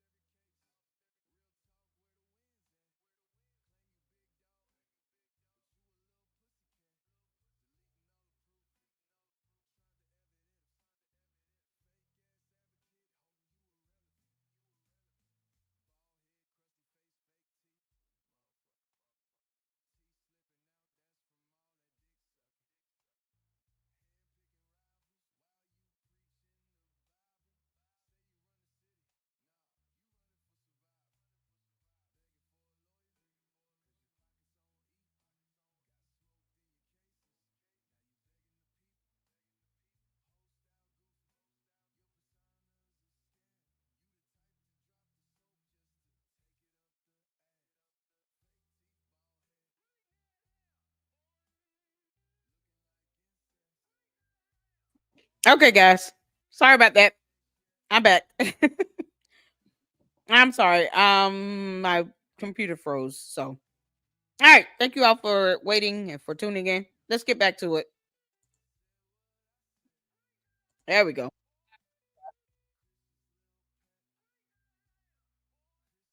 Considered part of the African population and part of the slave population. So why? After 246 years of slavery in America, another 100 years of Jim Crow, another 50 years of apartheid, all of a sudden the government now says if you got white in you, call yourself biracial. Yeah. America will be 250 years old next year. Yeah. Why are you just now coming up with a biracial category? To make it look like there's less blacks than there really is on paper. They're reducing us on paper. Since y'all hate yourself and want to call yourself mixed race and biracial, instead of it being 50 million Africans in America, it looks closer to 30. And so they're redefining us out of existence. And so do you think it has a lot to do with population control? Because when I think about, I saw something that said that the net worth of the black community will be zero by 2056, right? And when I hear that, I know that I'm surrounded around, specifically here in Atlanta, getting to it, right? Becoming millionaires and getting, learning how to build wealth and, controlling that. So on one hand, we're hearing this narrative around, the power structure and population control, even COVID being taught or thought to be part of a population control. Can you talk a little bit about that, like the population control and like it's part of this narrative, our of being zero, part of a control thing to make us feel inferior so we won't continue to thrive as a people. It is part of a control thing, but it is also partly the truth. One of the reasons why every group in America can outdistance themselves economically and politically over black people, although we've been here longer, and despite the aggressive systemic racism that has been put up against us, despite the racism, because that is a big reason. Nobody catches the hell American Africans catch because we're the only non-white people who cannot be deported. You can deport Chinese. You can strip the citizenship of an Arab or an East Indian if they want to get political and get out of line. What I give you, I can take back. Your naturalization is not permanent. You see that? I can send a Latino back to a Latin-speaking country. I can get rid of everyone in America except the black man because his enslavement, through his enslavement, I destroyed his natural, spiritual, and cultural connection to his land of ancestry. So what do you do with 50 million people you don't want and can't deport? You have to create systems of marginalization and elimination. COVID was a big part of that. But more specifically, COVID was about getting rid of as many elderly people, regardless of race, but specifically black people, because they don't want to use that money to provide Social Security for all them elders. Remember, in a capitalist economic system, and I want to be clear, capitalism is not commerce. Too many African people, and this is a conversation we have, revolutionary sector, the nationalists, the Africanists, etc. They believe if you're selling Dr. Umar, I made this for $250, but I'm gonna sell it to you for $10. That's not capitalism. That's commerce. We have always engaged in business and trade and commerce. But you got black people who are so degenerate in their thinking, anytime you sell something for profit, that's capitalism. Black people were selling for a profit before white people came out the caves of Europe. That's not capitalism. It's the deliberate domination of the means of production. I want to control the land, the resources in it, and all the institutions to make sure you can't get anything for yourself. So you're completely dependent on me, which allows me to raise the interest rate and the cost of the product or service to the point where you can afford it, which ultimately means you're going to die a slow and painful economic death. Capitalism is about the destruction of a people. It is not simply charging a fee for a service or a product. Because you get people say, well, can we use capitalism in America in order to empower ourselves? First of all, you live in a capitalist economy. There is no way on hell you're going to empower yourself in a capitalist economy without participating in that economy. You don't have to be capitalist. Just engage in your commerce. You're not seeking to exploit nobody. You're not seeking to deny nobody. You're not seeking to usurp everything necessary in order for me to be economically independent. That's what capitalism is. It cuts off every avenue for you to do for yourself and only leaves the high price seller of the goods for you to buy from. That's capitalism. That is not commerce. Now, getting back to this, with the COVID, they wanted to get rid of all the old people to reduce dependency on Social Security, because under capitalism, you are only useful if you can work for me, exploit your labor, or you can buy from me, exploit your wealth. If you cannot work for me, and if you don't buy from me, you're useless. So what is the one population in any society who no longer works and no longer needs to buy much? Old people. So from the white man's philosophy, we better off without them. And that's why Italy got hit worse with COVID than any European country, because Italy has the largest amount of old white people. Now, I'm very proud of Africa, because during the COVID crisis, many African leaders stood up and refused to either test or inoculate their people. In fact, I'm of the opinion that President John Magufuli of Tanzania was assassinated because he refused to vaccinate. I also believe the late president of Haiti was assassinated because he refused to vaccinate. Africa stood up. Now, South Africa, I love you much. My last time on the continent was South Africa. I was disappointed that the government still went ahead and started immunizing the people, because you saw what John Magufuli did. He tested an animal, a plant, and a piece of fruit with the COVID test. And I think 2 out of the 3 came back positive. He said, how in the hell?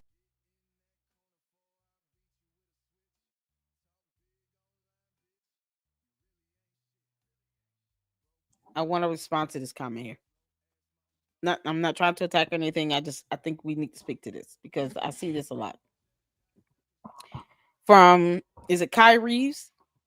Umar Johnson, Jermaine, although shady, he's beyond shady, sweetheart. He's a complete fraud. He doesn't even submit proper tax filings correct to the IRS. He refuses to release any expense reports or expenditures or receipts or vendor invoices to show what he's doing with money that he's collecting and has been collecting for the school in the city of Wilmington, for those 2 buildings, for the past 6.5 years. Now going on 7. He has contribution packages on his website that are tiered, that are no different than high yield investment packages, except you get nothing in return. I'm not sure if you are even aware that he said he was only going to open the smaller schools, see how things go, and then go to the bigger school, while in turn was raising money for both buildings under the impression that he was opening both schools. So when you say that he's shady, he's more than shady. Let's speak to the issue regarding his mother. Why would he lie to social services and say that she's not at home when she is, or prohibit all of his family from seeing her? You say that he has a lane that is relevant. I don't know what lane that is. There's nothing relevant about a man not wanting his mother to interact with the rest of her family that she has the right to interact with. None of them have been deemed a danger or threat to her by any court of law. None of them. They can't even get her on the phone. He refuses to even put her on a video call. Just because he wants to be vindictive with his siblings does not mean that he has the right to control her. You have neighbors saying that they don't even know the last time she's been outside. And if you haven't seen the beginning of my live, please go watch it. I pull up 3 photos to show a lift that is rusted, seems to be damaged and broken. And neighbors have said they have not seen in operation or in use for months. She's bed-bound and wheelchair-bound. And then you speak of the Black community becoming allies is right on point. He's not one to sit here and try to bring a Black community together when he's the one sitting here filing frivolous lawsuits against Black people himself, asking for obscene amount of money that are considered to be slap suits in an effort to silence critics. He literally wanted the intellectual property of another Black woman for her film and $500,000.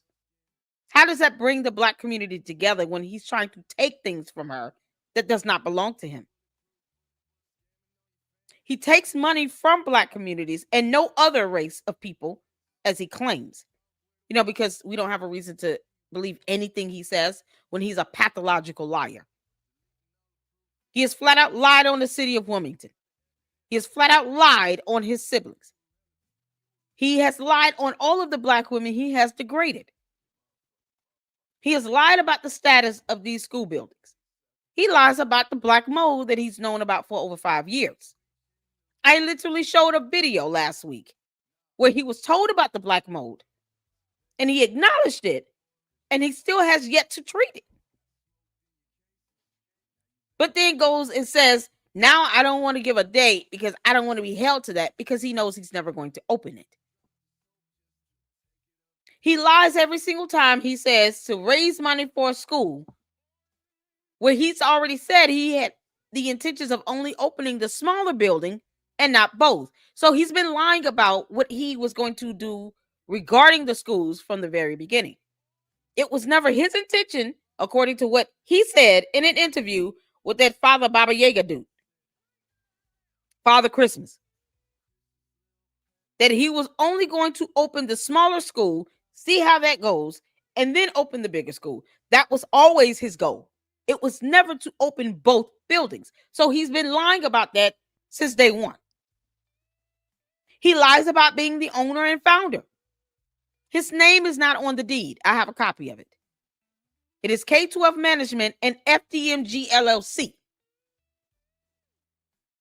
How do you expect someone that lies about every little thing that's going on in his life, everything that he is sitting here saying about the school, the money, refuses to show receipts, lies about vendors, lies about contractors not helping, when he has dodged help, free help from contractors and vendors, Black contracts and vendors, all the while refuses to actually draft contracts with these people to have work done on the buildings. And the free help that he has had offered to him between Jamar and other contractors who are willing to take time off of work, he won't even respond or email them. When Jamar tried to offer him help, he went off on this man on his radio show. He said, we already got all of that. We just need the money. But no proof that he has all of this, that he had people ready to do any work. All of the permits on the city of Wilmington's website are expired. I can keep going. I can do this all day because of Superman. But I want you to understand all the things he has lied about, all the contradictions he has said in videos. That doesn't bring a Black community together. That doesn't bring any community together. Nothing comes together on the false pretenses. You build something on a lie, it falls apart. And it's not going to sustain if you're asking people to pay for a package and you can't give them a product in return. It's only so long people are going to keep putting money into this and buying these packages because they're not getting any result out of it.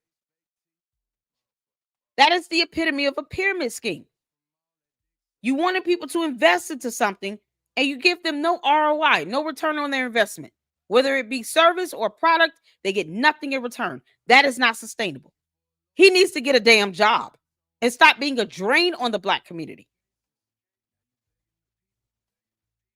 We could be allies, not with him in it, though. So if he's willing to take his ass to Africa, where he keeps saying he wants to go, then I'm sure many Black communities that he has tainted and tarnished and damaged and pillaged and taken advantage of probably could come together. He just can't be the focal point. The complacency and our dependency on others is real. He depends on us too much. He depends on those people to give him money to fund his lifestyle. That is the problem. Umar's never put a dime of his money, wherever it's coming from his book sales, from the tours, from him doing these interviews, into the school itself. He lists himself as executive director on the tax forms, not the owner. And you can list yourself as president if he were the president of FDMG. 5 years of tax returns, and the only title he has on there is either director or executive director. No different than someone being a director of a department. He's not the founder of anything. And he keeps telling you all that lie, and you believe it without reading the tax documents. Our dependency upon each other should not be made under false pretenses. And this should not be a one-way street. Umar is selfish as hell, and he has no care or concern about the effect that it has on others. I will not call him doctor. I've gotten his dissertation. You're welcome. I laughed at it, and I realized how stupid he is. He didn't earn that. If anything, they should be challenging that doctorate degree. That dissertation was a slap in the face to anyone that could read the alphabet. So I wanted to address this so you can understand all of the facts and the information that you can research and Google for yourself. All of the things that he has said that was contradictory. Does not, whatever lane he's in, he needs to go on that lane by himself. No one owes him anything. No one has to put money in his hands. No one has to contribute or donate money to him. No one owes him anything. You don't owe him shit.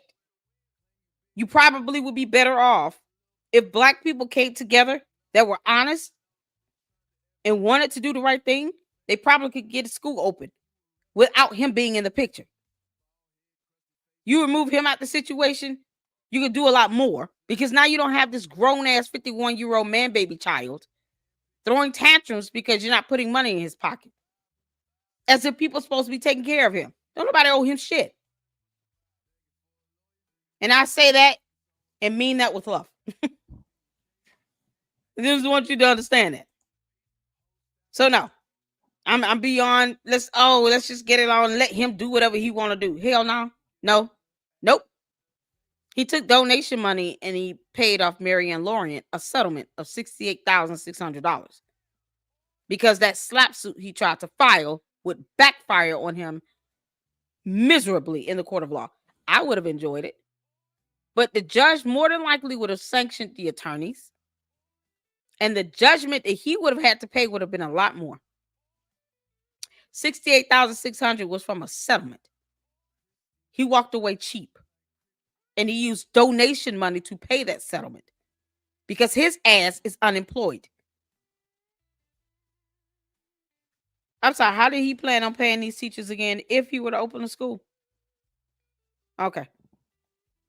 Let's get back to it. How can a piece of fruit have COVID? How can a plant have COVID? He was proving that the test was played with. The test was a scam to make you think you have the disease so they can vaccinate you. And all they was going to do is push you with poison to get rid of you. Now, the last point on that gentrification question you asked, there's 2 documents that every African should read on planet Earth if you're concerned about population control. 2 documents. Number 1, Global 2000.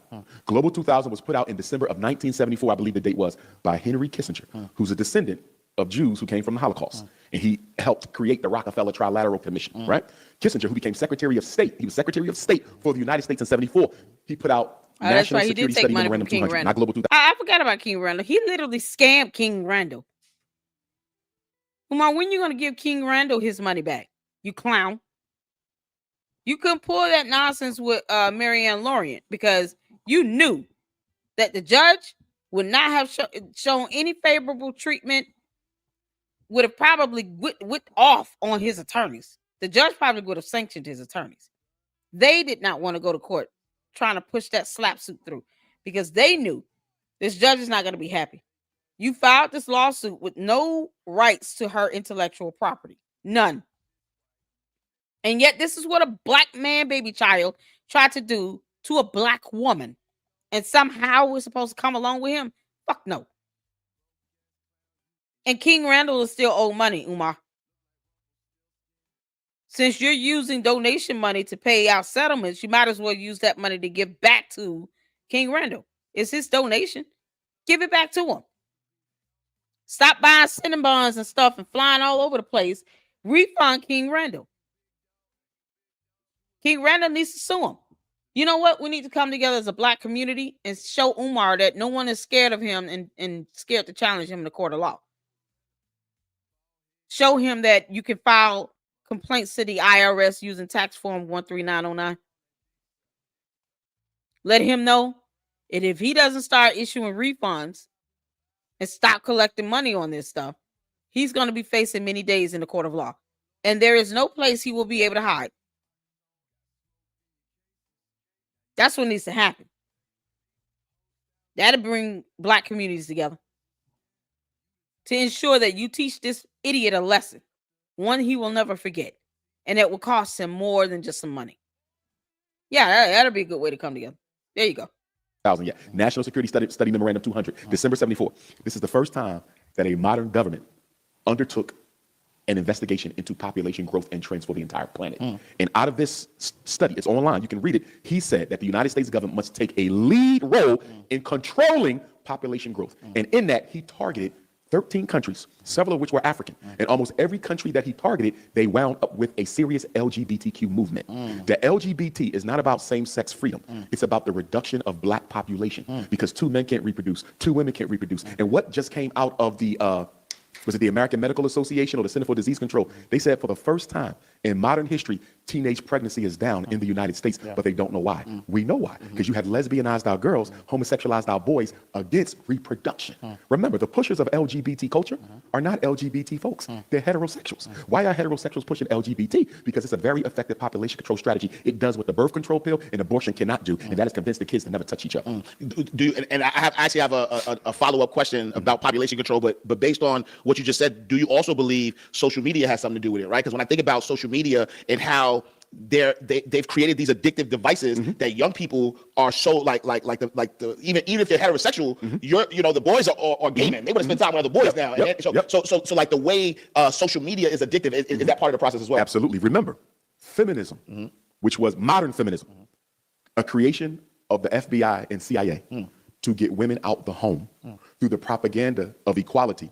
Men and women are equal, right? So when I say propaganda of equality, I'm not saying that women are not equal. I'm saying that this was a government strategy to make the women discontent with being mothers, to get them into college and get them into the workforce, not only so they could tax their income and have more revenue, but also so that nobody could protect the mind of the child from the government.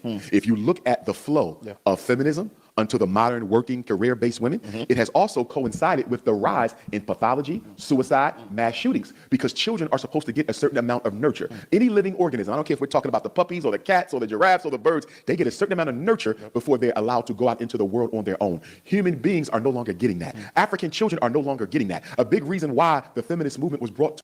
Okay, so he wants women in the kitchen barefoot and pregnant. We all know this. Umar hates women because of how he treats them. He either sees them as an opportunity to step up so that he doesn't have to have any responsibility, because he really wants women to just take care of him. Or he sees them as sexual objects. That's it. He wants to sit here and talk about the population growth and all this stuff. He's got 4 kids, 3 confirmed, reportedly 4, that he does not take care of at all. So when a deadbeat father, aka sperm donor, is sitting here talking about an issue with population, I laugh at that, because he's procreated 3 or 4 times and he doesn't take care of any of those kids. And one of the children, a judge in a court of law, has had to restrict his parenting time down to being supervised. Umar, why do you have supervised visitation? He won't speak to that. Why is your visitation supervised, Umar? Please explain why your visitation is supervised. Let's not forget, Umar is the same person that said he wants to cuddle with little boys by the fireside. Because you just can't unhear that. He talks about repopulation and all this stuff. Why does he care about any of that when he has kids he doesn't take care of? He has no job, so it's not like they can garnish child support out of him. That's probably why he doesn't work, so that no one can garnish child support from him.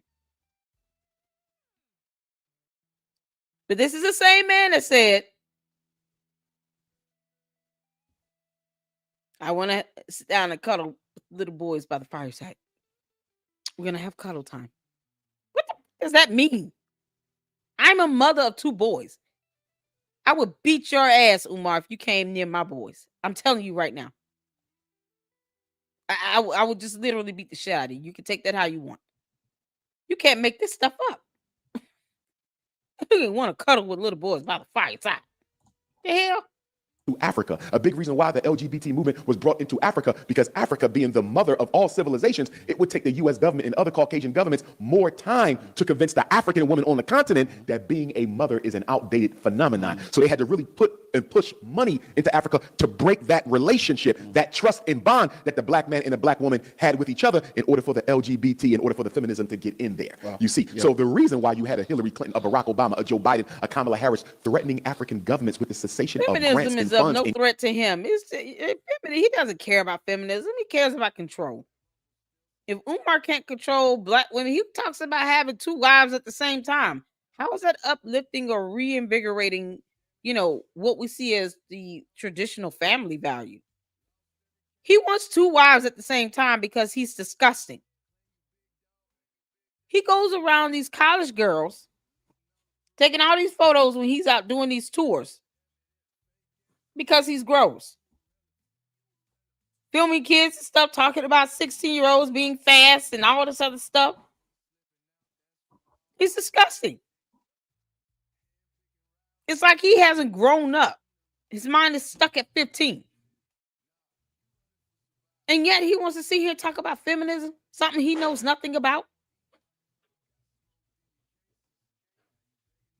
Just because I go out and work and take care of my 2 kids doesn't mean I'm a feminist. But yet he wants to get with women who take care of him while he still brings nothing to the table. Umar's a deadbeat. He's a bum.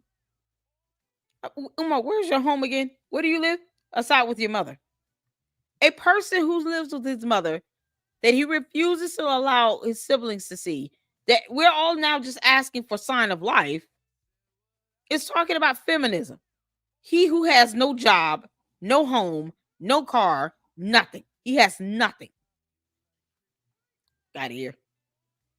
If you don't normalize homosexuality, it's not about gay rights. It's about making sure we can infiltrate the minds of the children by getting the mothers out the house. And look, you get me so many different places, but I want to talk about black love then, right? Okay. Because me as a financial educator, I understand. I've studied wealth. I studied other cultures. Before you go to black love, yeah, and forgive me for jumping in, for sure, yeah. But I got that little ADHD thing too. Yeah, if I don't give it to you, I'm with you.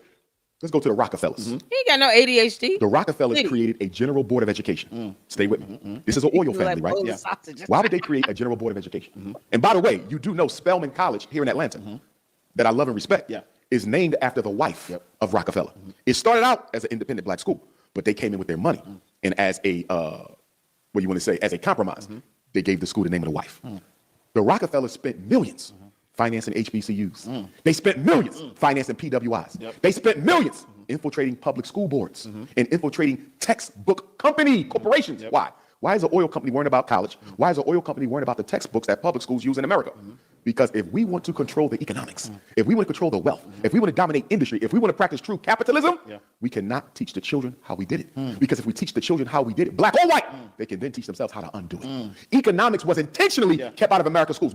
This is coming from the man that sits here and has no school website whatsoever, but wants to open a school. Won't tell you how money is being spent, feels that he doesn't have to answer any questions from donors as to how the money is being spent. But he just wants you to just give him money anyway. And what? Keep telling you for what now? Going on 7 years that it's going to open? Doesn't even want to give people an inside tour of the school. Gets mad when people drive up and do an outside tour of the school. But he doesn't tell you exactly how money is being spent on the school itself. No receipts, no vendor invoices, no contracts, no RFPs, no nothing. No expense reports, general ledgers, nothing.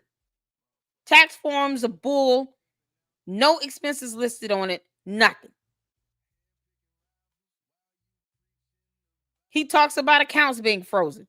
At what bank? He literally said he does not owe. Donors don't ask questions. Yes, they do. You just call them an enemy or a hater when they do. And then expects people to just give him money like he's entitled to it. And he doesn't do shit to earn it. And you want to talk about the Rockefellers opening up schools? They've done more than you have. And you're the reason why people don't want to give to black people like you. Because you won't even be held accountable for it. So, no, I would rather, being an alumna of Spelman College, know that the Rockefellers helped to open that school up than to ever find out that Umar had anything to do with it. Because if he did, it wouldn't be open. That's the biggest punchline of all, Umar. If you had anything to do with Spelman College opening, it wouldn't have never opened. It would have never come to fruition. You're a clown boy. Black or white. Intentionally kept out to make sure the kings of capitalism could never be overthrown. Wow. And so when I think about, because send me the video. Like so multi-layered, right? Because when you think of black or white. Shout out to you, Wolves of Black Wall Street. If you go, please record everything and let me know so I can go over your video. And I want to say thank you to the purchase of these lights and green screen. Y'all shout out to Wolves of Black Wall Street. And for your donation, I appreciate it. And I thank you so much. I just want you to know this is a blessing. And you didn't have to do it, but you did. And I appreciate it. Thank you. So I didn't want to give you, any real information or anything like that. But I know what you've done. And I appreciate it. And I want to say thank you. Thank you. If you do go to the school, please record it. And we will definitely, you can email me the link if you know how to upload it to your YouTube channel. You could keep it private or just do unlisted. Upload it, have it unlisted, or make it available to the public. And email it to me, and I will go over it. I sure will. So, we expect this from the man, but not from your own people. Umar's been bamboozling black people for over 14 years, 11 years, 14 years. We got to remember he's had a cease and desist order issued against him from the Commonwealth of Pennsylvania. Let's not forget about that. Let's not forget that a cease and desist order was signed by a government agency to get him to stop donating money or taking money and contributions for a school in the Commonwealth of Pennsylvania. The entire state of Pennsylvania said, stop collecting donations for this school because you can't follow simple rules about filling out paperwork and submitting documents in time. So that cease and desist order is still valid and is still enforceable in a court of law. So if that agency receives reports that he's collecting money from donors in Pennsylvania, they could actually take him to court for contempt of that order. That would be a contemptible action. They need to do it because there are people who live in the state of Pennsylvania that are still giving him money. And they should be sick of it because the school's not going to open. All that black mold, it will take millions of dollars to clean and treat that black mold in those buildings. Nothing is opening. It will never pass inspection. Hard work, and I hope you continue happy. Yes, absolutely. Thank you so much. And he's out here taking advantage of people. Now the government shut down. They're withholding EBT stamps and money needed for families to buy food and groceries. And he's expecting people to give him donations and hit up his PayPal and his Cash App. People aren't getting food stamps, you idiot. This is how little Umar cares. Manny said $5 to $7 million to be exact to have the black mold treated at those school buildings. That's been sitting there for at least 5 years that Umar was aware of. Umar, you were told in that video there was black mold growing in that gym. And you said, yeah, we'll take care of that. We'll wipe that off. That's not how you treat black mold, you idiot. The drainage pipe was clogged up. A woman picked up a dead bird she should not have been touching because Lord knows what kind of infections that dead bird had. And he doesn't tell people this. He dismisses stuff. He dismissed this man that told him about black mold growing in the gym 5 years ago.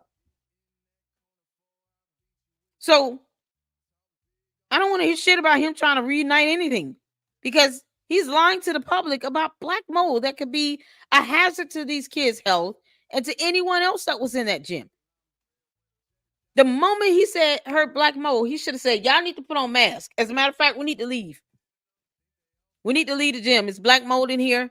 We can't do anything in here. Y'all should be breathing this stuff in. But he claims to be a scholar. So he won't Google and research information about black mold.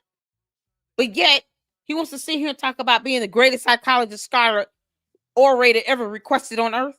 But he won't take time to just Google and research basic information to ensure that he's not putting people's lives in danger or their health in danger by having them in a gym filled with black mold.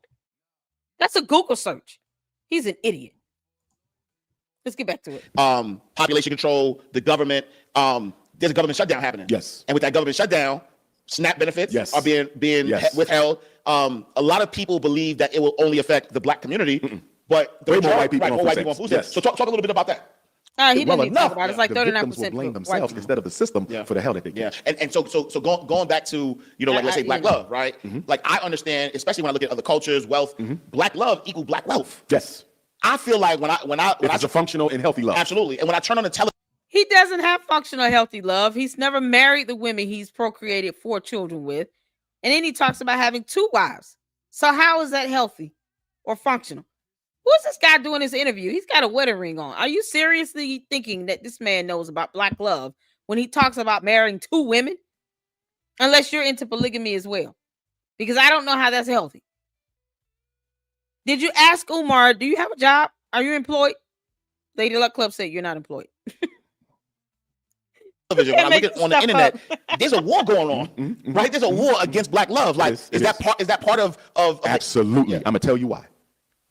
On the road to the elimination of black people is the bastardization of black people. I'm not calling our mixed race brothers and sisters bastards. Yeah. Because as a Pan-Africanist, I accept them. You understand me? I got heroes who are mixed race. I got no issue with mixed race, right? When I speak of bastardization, I'm speaking publicly, politically, from the white man's perspective. Before we can get rid of them, we have to first bastardize them. Here we go again. Refinement. Yeah. Make the American Negro no longer look like the American Negro. So what we're going to do is we're going to sell. So the American Negro should be unemployed, putting up contribution packages on a website lying about opening a school that's filled with black mold that would never pass inspection, lying about vendors, contractors, lying about RFPs or permits or anything. And then he not get a job, have nowhere to live, hiding and isolating his mother away from all of her family that really love her and care for her and want to take care of her. Because he's been vindictive and he's evil and soulless. While he sits here and pays out settlements with donors' money. Because he filed a slap suit that would have been dead on arrival in court either way. He didn't have a claim. I would love to get a copy of whatever Marianne Lorient received. If somebody could please let her know. Lady Luck Club would love to read a copy of that slap suit that he filed to go over it. Because I'm telling you all, when you read these slap lawsuits, this is why I have no respect for him. He sets himself up to look like a punchline in the court of law. It's like making a mockery of the court and the rule of law. You're turning a court into a kangaroo court because you're asking for money and for property you're not entitled to under any law whatsoever. That's why I want to go over that lawsuit. I would love to go over it. She would have to give me a copy of whatever she was served with for me to go over it. And if she were to do that, I would go over it. I would redact it, whatever private information she would want removed out of it, and read over that so you all can see how much of an idiot Umar Johnson is. Because I know what slap lawsuits look like. So this is why I can't take him seriously. But if you guys were to see it, because we've gone over the lawsuit he tried to file against Lynn and Honor. And then he didn't even follow through on that. And look how he has put Lynn and Honor through the works, doxing this man, his wife, and his children. But yet, he couldn't follow through in the court of law with a lawsuit he filed to a federal court. A federal court. And couldn't even state a claim or pay the court costs. Or even do the waiver to have court costs waived. Because he didn't want to have to disclose his financials. Umar, I already know why you didn't do it. You didn't want the court to know that you claim it to be a pauper, but you got all this money and donations coming in that you know you're spending. And he would have had to provide all that financial information under the penalty of perjury. And we all know Umar's the biggest liar. Roaming the earth talking about black power. The biggest liar. You would not have been able to do that, Umar. You're not that smart, Umar. I don't know why people think you are, but I know you're not that smart. Plus, I got your dissertation. You're welcome. He's an idiot. Snow Bunny love to black children through the commercials, the sitcoms, the movies. If we sell enough Snow Bunny love to black children, they'll no longer want a relationship with somebody who looks like them. Now you have this mixed race child. If we sell Snow Bunny love to that second generation mixed race child, that third generation African won't even appear to be African. And psychologically, what are the chances that they will want to be associated with anything African? Wow. In other words, you can get rid of black people without even getting rid of black people. Wow. and so, one of the things, and I've seen this, where every time I watch television, I've never seen in recent time a black couple. No. I've seen a black man with a white woman. Yep. I've seen a white woman with a black man. But seeing a black couple together is like hard to see. When you have mice in the home, and you just killing off individual mice, you're gonna be fighting them forever. Yep, he knew you gotta he had find no the case. queen. You gotta find that the nest, and you gotta rid yourself of the nest. Otherwise, you're gonna be fighting them all together. In its refinement, white supremacy has gotten to a point where we tired of just knocking off. Well, what are you not talking about? You've seen it. There was somebody just sent me a clip not too long ago. There was a white girl with a black guy. I'll give you a situation. Ezekiel. I'm not doing. I don't even. Is if 31 people were arrested, right, and they're saying it's mob related. NBA gambling. Don't one want to hear of the things that they believe on that elite level. I'm skipping ahead because a lot of stuff. Umar talks about everything but the school and his mother. Things that people want to understand here. So he talks about everything else but that. This guy doing this interview, man, you just kissed his ass for 2 hours and for nothing. That they believe if you consume that from a virgin child, you will live longer. Wow. In other words, the vampire mythology. What do vampires do? Why? Drink blood to live longer. No. So early. Normally, mind you, he ain't been in office a year. Right. January 20th will be the start of his second term. Right. It ain't been a fucking year. Look what he's done. Right. Look at all the people he laid off from government. Yep. You're about to cancel food stamps. separating all the immigrants from their children, turning your back on people who voted for you, black, white, and white. Excuse me, black, Latino, and white. Look at what he's done, and it ain't been a year yet. Yeah. No president crashes out like this unless he has been forced to do it, number one. And number two, he is assured that there will be no repercussions. Donald Trump is not a career politician. He's a capitalist. He's a businessman. So it don't matter if he never gets another political opportunity, because he can never be president again anyway, and he's not the type to want to go down and be a governor or a mayor. You follow me? Steve Bannon said, though, he'll have a third term. That they're fighting for that. Only if they want the United States to dissolve into civil war. I believe white people are pissed at Trump. And although normally a white president can get away with destroying the country as long as he makes sure white people know that they're better than everybody else, especially the blacks. Because if you give a poor white person with nothing the belief that he's still better than a black man, you can do whatever you want. Trump is doing that. But he's went so far that I think they even get mad at him. And in fact, it ain't even been a complete year one. This is what I believe. One of my theories is the power structure, the deep state, the invisible government that runs this country and runs this world has dirt on Trump that definitively connects him to Epstein. Definitively, right? And if he doesn't want to go to jail, you're going to run for president again. We're going to make sure you win, because votes don't decide elections anyway. You're going to do everything we tell you to do. You're going to crash out everything. And if you don't, we expose your Epstein file. Wow. The reason you know Donald Trump is not in charge, you're going to sit here and tell me that you think Donald Trump likes Netanyahu? You're going to sit here and tell me Donald Trump cares about Israel? Hell no. Why hasn't he went against Israel yet? Why hasn't Donald Trump went against Netanyahu yet? Because he knows if he does, Netanyahu, through the Israeli infiltration of American society, will expose his entire connection to Jeffrey Epstein. Donald Trump must do as he's told, or he will be exposed. Sheesh! Yeah, well, see, here's the thing, Umar. You haven't done anything you said you would do, and you still don't want to be exposed. And then when you do get exposed, you dox people. You know, it's funny how he can say all this big shit. And I don't get deep into the politics of it all. So, even if those things are true, Umar is a walking contradiction. You know, it's so hypocritical. It's so hypocritical for him to say all these things about Donald Trump when he's doing this himself, just on a smaller scale, strictly to the black community. Let's talk about black economics and financial power for a second. So you've spoken about the importance of group economics. In 2025, like with social media, cryptocurrency, digital banks, what would a modern Black Wall Street look like? I think a modern Black Wall Street would look pretty much like. He has no job, therefore he has no opinion about it, and he wants people to give him money while he gives out none in return.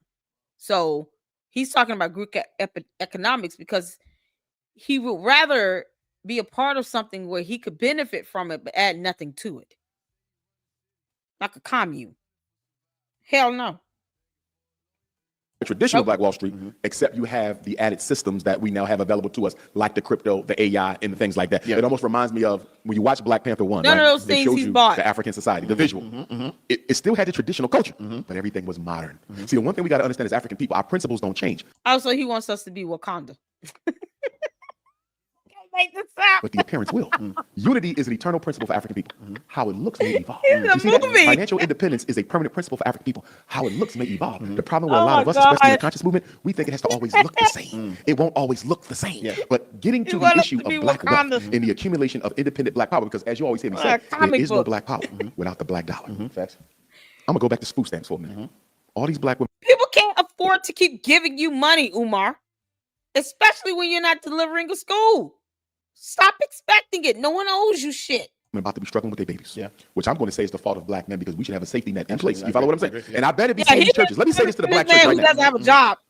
Large Black church in medium size, at least. Storefronts, they might not have the resources. But if you are a Black church that is considered medium, large, or mega church, you better be giving out groceries every day of this food stamp shutdown. You follow what I'm saying? Because Black women are the ones who go to your. Yeah, because Umar will be in line for it because he is unemployed. I'm gonna keep reiterating the fact that Umar Johnson is unemployed. He does not have an actual job where he's earning wages.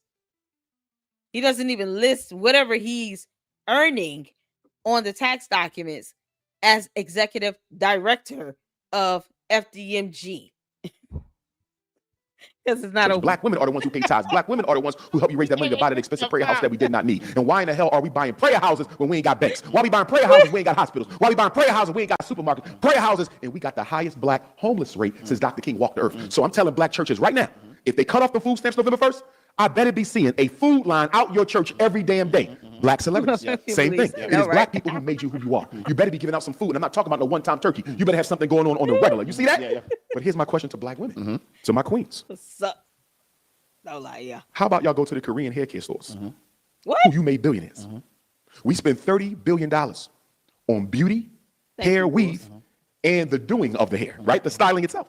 So you mean to tell me we stressing over food because of a food stamp shutdown when the same women, our single mothers who we love, stressing over this food shortage when you've been giving the Koreans billions of dollars a year so you can look like a white woman? Take your ass to them Korean stores, I'm serious, and ask them, what are you going to do for the black community during this food shortage? Because if you do not start giving out some bags of groceries, we will never buy another thing from you, and we will destroy the entire multi-billion-dollar Korean domination.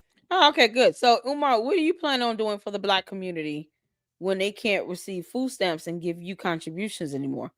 When they can no longer hit up your PayPal or your Cash App, because you've taken over what, 2.2 million, 2.1 something million dollars? Where's the two something million dollars, Umar? Let's just look at the last 7 years. This is 2 point something million he's amassed over the last 7 good years. Then in honor did the breakdown using 5 years of tax returns for the school in Wilmington, for the 2 bandos he bought in Wilmington. And that came out at that time to 1.6 something million. Umar, what have you done with $1.67 million? What are you doing with that?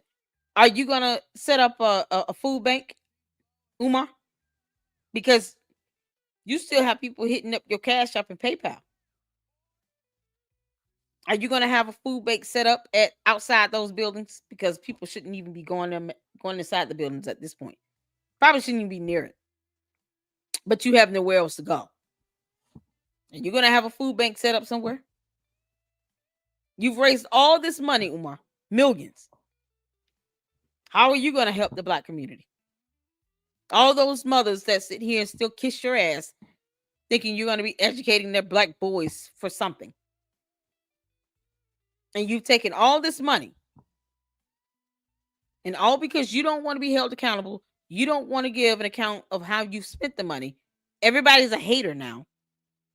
How do you plan on giving back to the black community yourself, being the black man baby child that you are?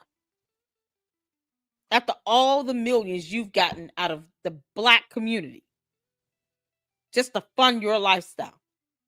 Who the hell bought these clothes? Somebody bought the stuff you wear. My brother, we got to look at black financial dysfunction as a symptom of post-traumatic slavery disease. Because why do we have black mothers right now afraid of their children going hungry when we spend $2 billion on Air Jordans a year, $4 billion on liquor a year? We spend $1 billion on chicken.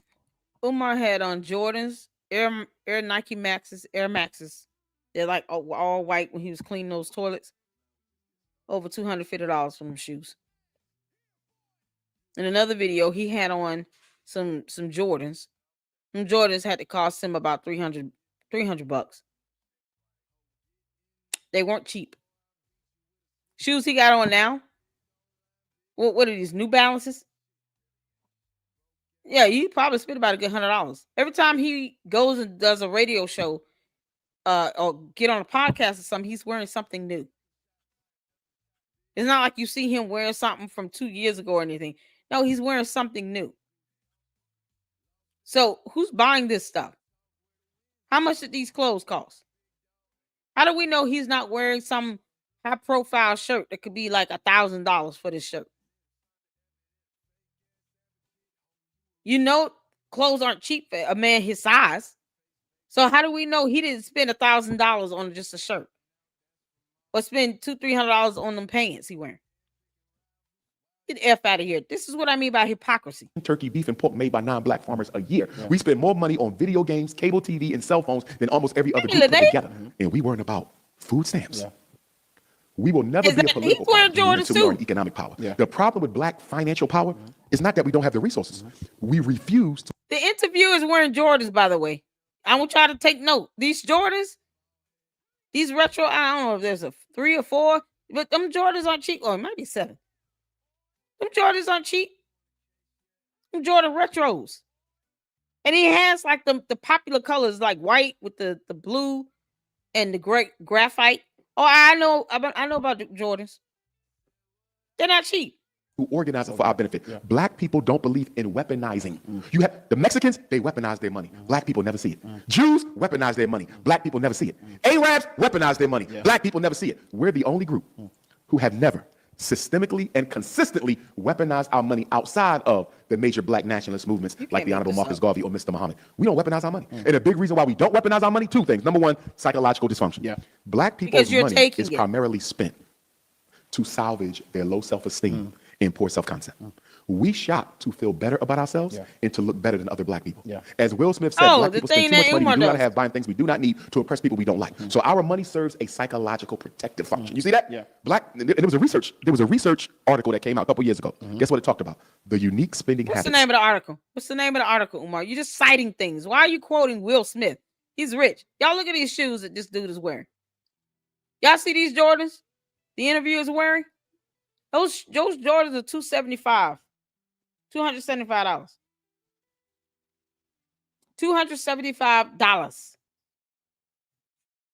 This dude is wearing these Jordans here. They're not cheap. Now, who's to say if they're brand new, but they're not cheap? So whether he bought them for this interview or he may have already had the shoes, I don't know. But those shoes still aren't cheap. Men's sizes, and you're talking about the popular or rare color scheme, those are not cheap. Umar's wearing, what are these? New Balances? What kind of shoes are these? They're not cheap. They look like they cost a couple $100. He wants to see and talk about buying money to have, people look at you a certain way. That's all Umar is about because he's a narcissist. He cares for some reason about what people think about him. He's always trying to purport himself to be this great figure, this great leader. I'm such a perfect, good-looking man. I'm 6'3", and I'm this, blah, blah, blah. To the point where he can't even allow someone to say that he passed out at a function. Because he has no self-confidence or self-esteem in himself. And he's a complete narcissist. So that's why he wants to purport this image of himself as if he's like, God or Jesus. And he's none of those things. How much did you spend on this whole set you got on, Umar? Umar's worn Jordans too. High-ass Nikes and shit. What is he talking about?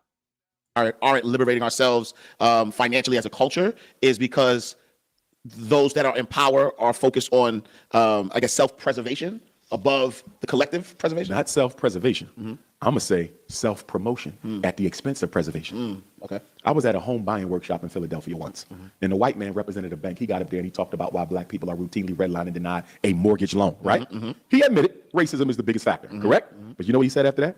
He said a big reason why black people do not get mortgages from white banks is y'all bought the car first. When you come to me asking for a mortgage for a $250,000 house and you driving a $120,000 Benz, I'm denying you. Not because you can't afford it, but you just show me where your priorities lie. In other words, if you are going through a hard time, because you bought the car first, I know you're going to pay your car note first before you pay your mortgage, and that's why you didn't get the loan. You see that?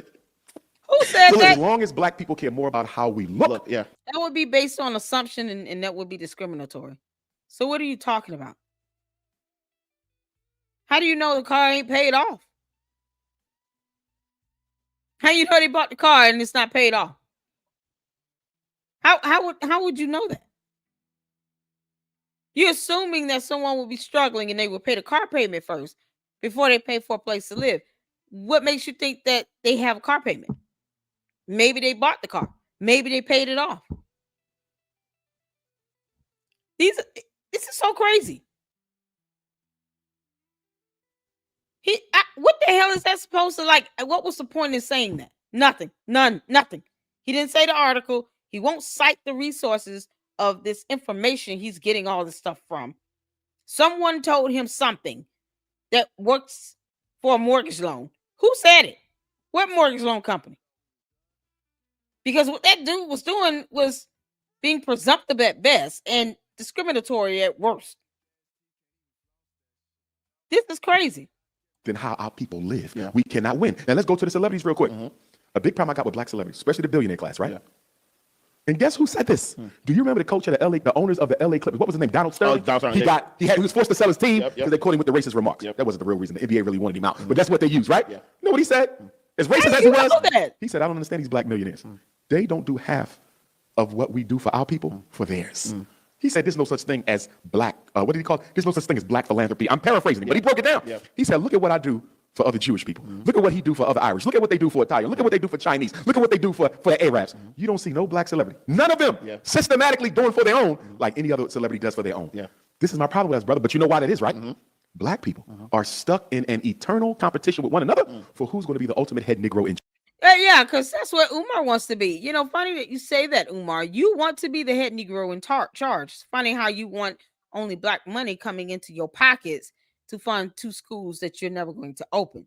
You know, 2 bandos that you said you purchased that you can't prove you purchased. What's the receipt on that? Because you don't want accountability. You don't want to show proof of the financials or anything. And because you're a narcissist, you want to be the HNIC. It's funny how he could be so hypocritical and point this out about everyone else but himself. Charge. I can't help you build wealth, brother. I can't turn you into no millionaire, even if I'm a billionaire, because I'm helping you level up to me. I can't be the HNIC if you level up to me. But what's better than 1 billionaire too? Isn't that? If you care about the collective. Remember, black people don't identify with race. Slavery took away culture and gave us religion. No, but see, if Umar had that type of money, like he has been able to raise at least $1.67 million, he still won't tell you what the hell he's done with the money.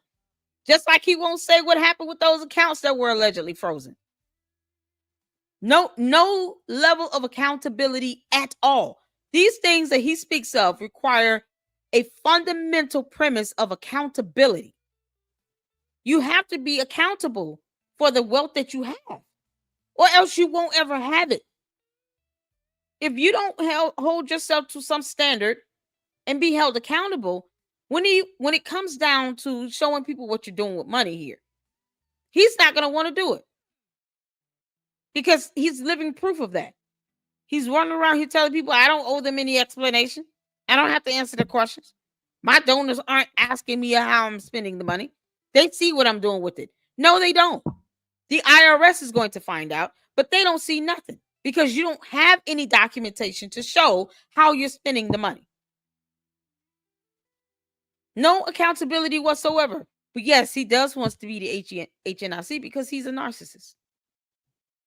Bottom line. You see that? So we don't care if black people are mistreated until we get mistreated. We don't have a collective eye. We only have an individual eye. Mexicans is a collective eye. Arabs is a collective eye. That's why they can build in mass wealth the way that they do, because they move as a group. Mexicans will come over here, 20 in a house. He just wants people to take care of him until everyone got a home and a business. You don't even want your sister living in your house. You don't even want your brother living in your house. You know who the ultimate anti-black segregationists are in America? Black people. Nobody wants to get away from black people more than black people.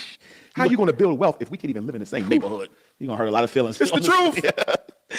and man, it's so much to unpack. But I want to talk about Trump again, right? Because and I guess I'll ask this question different now, because when you think about Trump not really even being really in charge, right? But let's talk about ICE, right? Like, it's a cycle. It looks like domestic terrorism all over again, right? When I think about the videos and things that I've seen when, the Ku Klux Klan was running around, wild in the streets, sanctioned by the government. I promise you, you will have just as many illegals as you do now. Okay, first of all, once they drop a baby, right, that child is a citizen. Although Trump is trying to do away with birthright citizenship, it's still here though. So if I sneak across the border and have a child, right, you can't separate me from my child now. Brother, this is one of the biggest scams being ran. This scam that he's getting rid of illegal immigrants. He can't. The American economy would fold if they got rid of illegal immigrants. They're not going nowhere. And let's do the financial math on this. Joe Biden was president for 4 years, right? So these immigrants been coming in for 4 years. 4 years, Do you see how fast they reproduce, bro? Do you realize that them immigrants who came here 4 years ago, they had about 5 kids already, who are all American citizens? Even if you get rid of my mama, I'm still here. Look at this. You deport the one who snuck in, but you can't do nothing about the 4 they've reproduced. He ain't doing nothing about no Mexican immigration, bro. It's a scam to do what? Charge up the poor white man in America to make him think I'm taking your country back. And you're not going to know that you've been played this whole term until he's out of office. Right. Let's talk about your school, right? Yes, so you're opening up a school. You've been intentional about making sure that you don't take any government funding. What lessons can entrepreneurs and community leaders learn from your ability to mobilize people financially without institutional backing? Great question. I was blessed in that I was already popular when I started the FDMG campaign. So we took our first donation in St. Louis in April of 2014.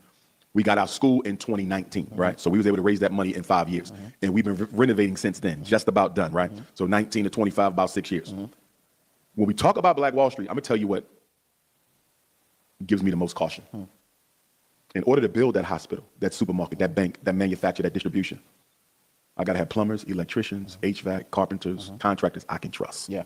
Our first donation is Ability to mobilize people financially without institutional backing. great question. I was blessed in that I was already popular when I started the FDMG campaign. Yeah. So we took our first donation in St. Louis in April of 2014. We got our school in 2019.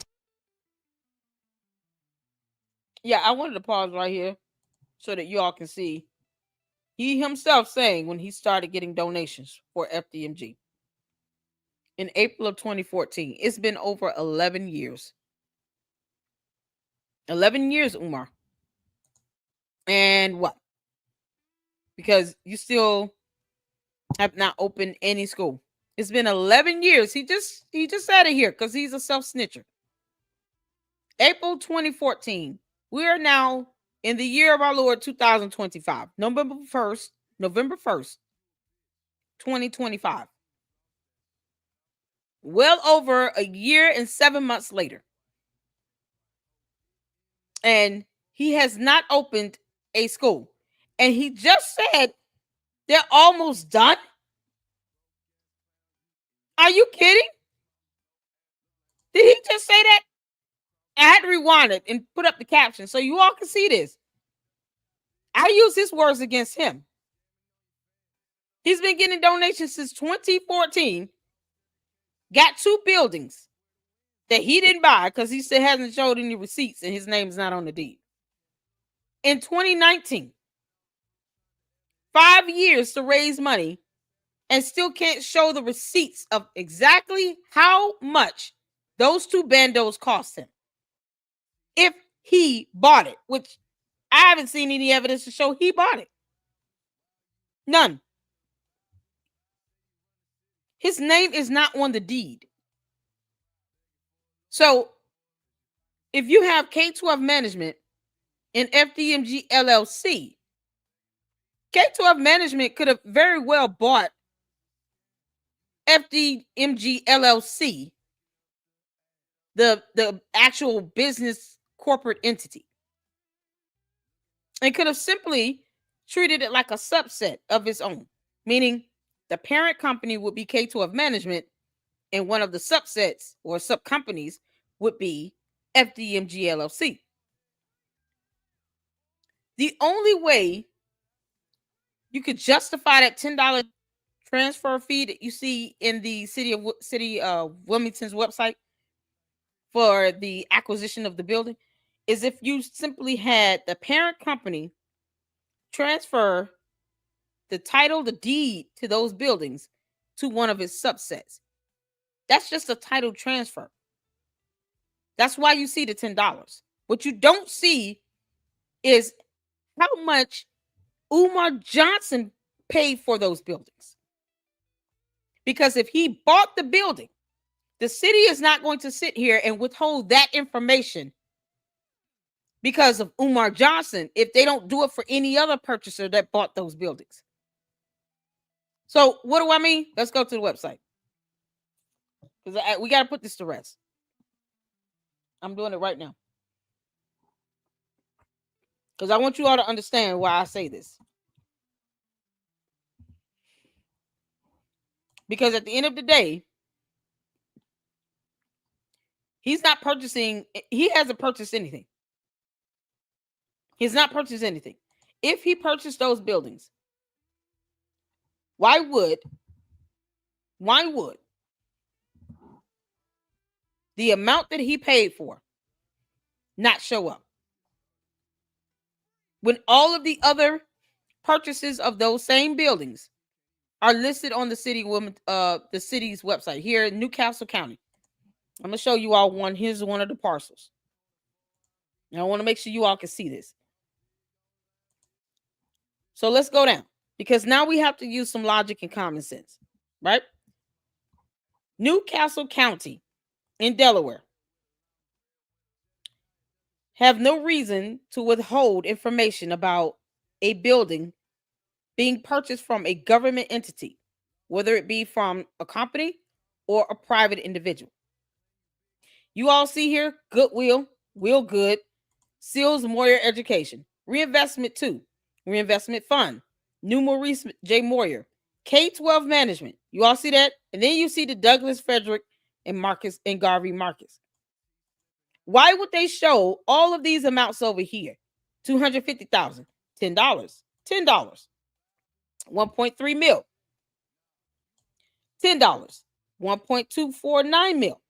Why would they show these amounts and not show the actual amount that Umar paid if he purchased the building? What would be their reason for withholding that information, but not the other sales here? There's no special permission he has to keep that information under wraps. That is public information. Public information. Now, if someone can show me some documentation that reflects Umar Johnson being given some level of permission to keep this stuff under wraps between himself and Newcastle County, a government entity, then send me the information where he didn't have to report it. Otherwise, that's public information. They have no reason to keep it under wraps or keep it a hidden secret. These $10 are just transfer fees here. Going from reinvestment to reinvestment fund, that's a transfer fee. From here to here. So you have K-12 Management, whose name is on the deed, along with FDMG LLC, whose name is on the deed that I have, where this transaction occurred. They purchased it, K-12 Management purchased it from the Maurice J. Moyer Academy, actually from Reinvestment Fund, because this was just a transfer of $10. They purchased it from here, New Maurice J. Moyer Academy, for $1.249 million. Why would they not disclose how much Umar Johnson paid for it if he bought it? And this is public information. Just because his name is Umar Johnson does not mean that the government will not be required to report this to the public when they are supposed to be transparent in what's going on. Why would they keep that as a hidden secret? They wouldn't. There's no benefit to keeping the amount that Umar Johnson paid for these buildings disclosed. That is a lie. That is public information. There's nothing that I've seen documentation-wise to justify a government entity saying we're not going to disclose how much Umar Johnson paid for a building when we can disclose it on anything else. Because if we want our government to be transparent, then why the hell would they all of a sudden not understand transparency when it comes to Umar Johnson getting 2 bandos? Make that make sense? Everyone else had to report what they paid, the sale date and everything else, except Umar. Why? The government wouldn't risk it. So K-12 Management is like a company. It's like they acquire, and I'm going to pull it up again because I know I've gone over it before, but I'll pull it up again. K-12 Management.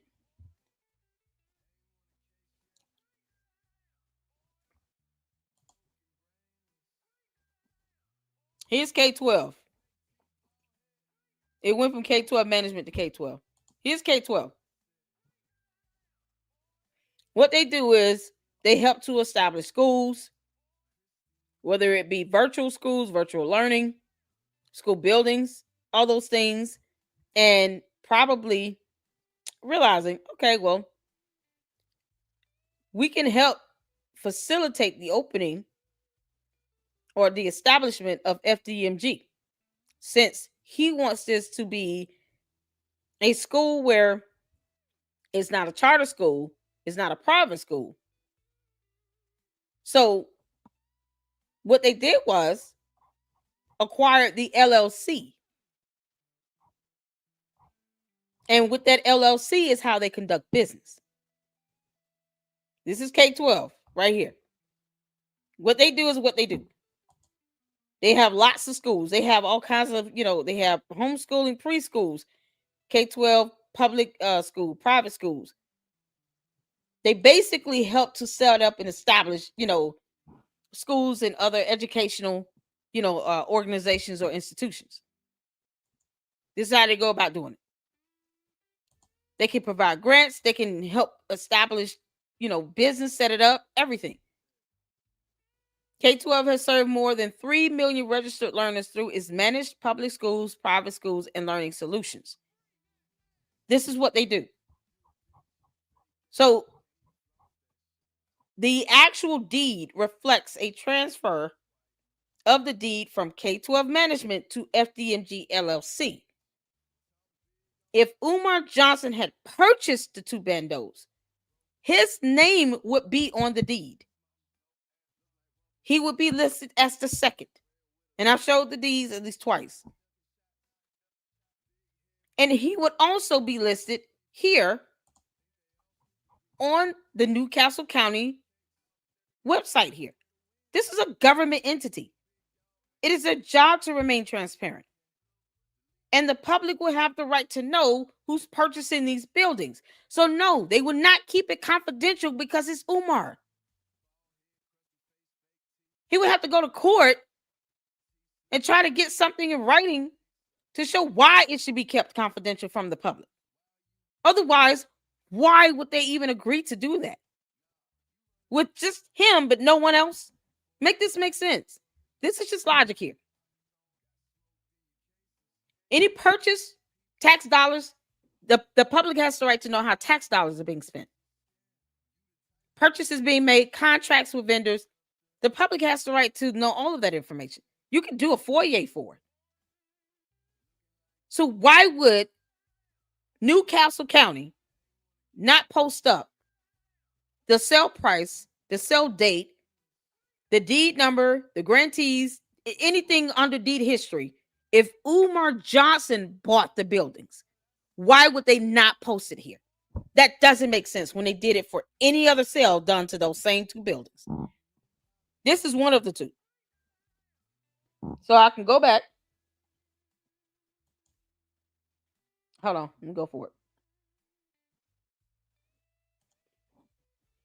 I want to copy this. This is the one ending in 27. Let me show y'all the other one.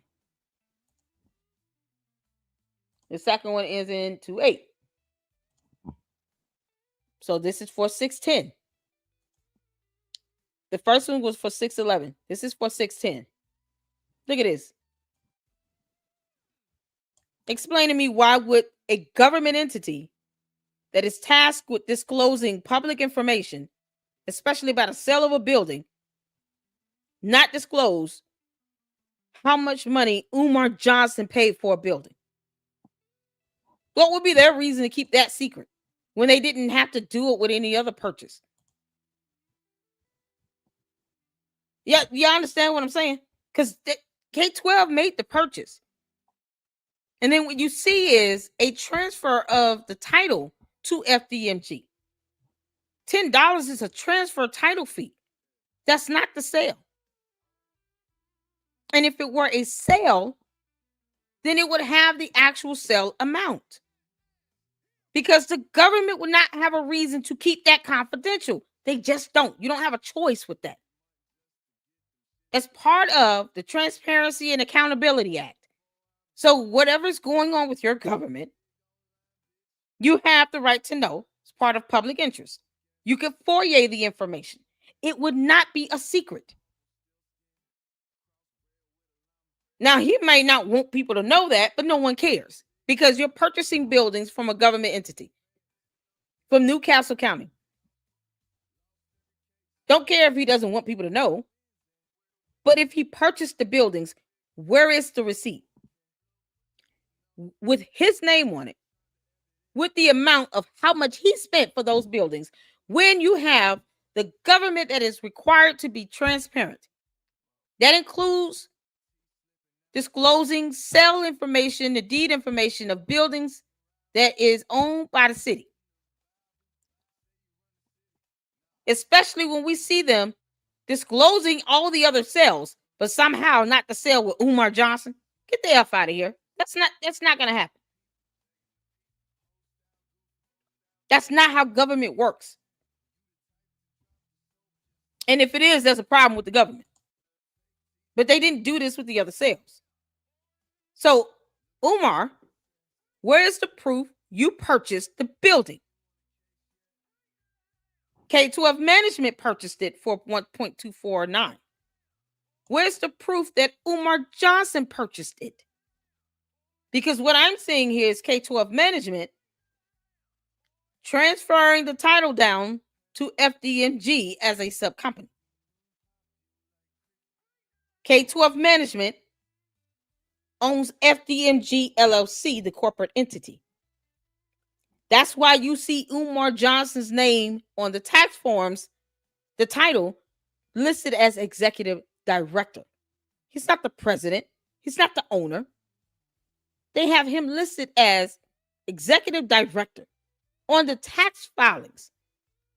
If he were the president, he would be able to put that title on the tax forms. He doesn't even state or list himself as president on the tax filings. And I've shown that to you all 1,000 times. Because he's not the president. He didn't buy anything. And Newcastle County would have no reason to keep that under wraps. None. When they are required to disclose that information. You can't have the government operating with tax dollars and not tell the public what's going on with the tax dollars and how it's being spent. That doesn't happen.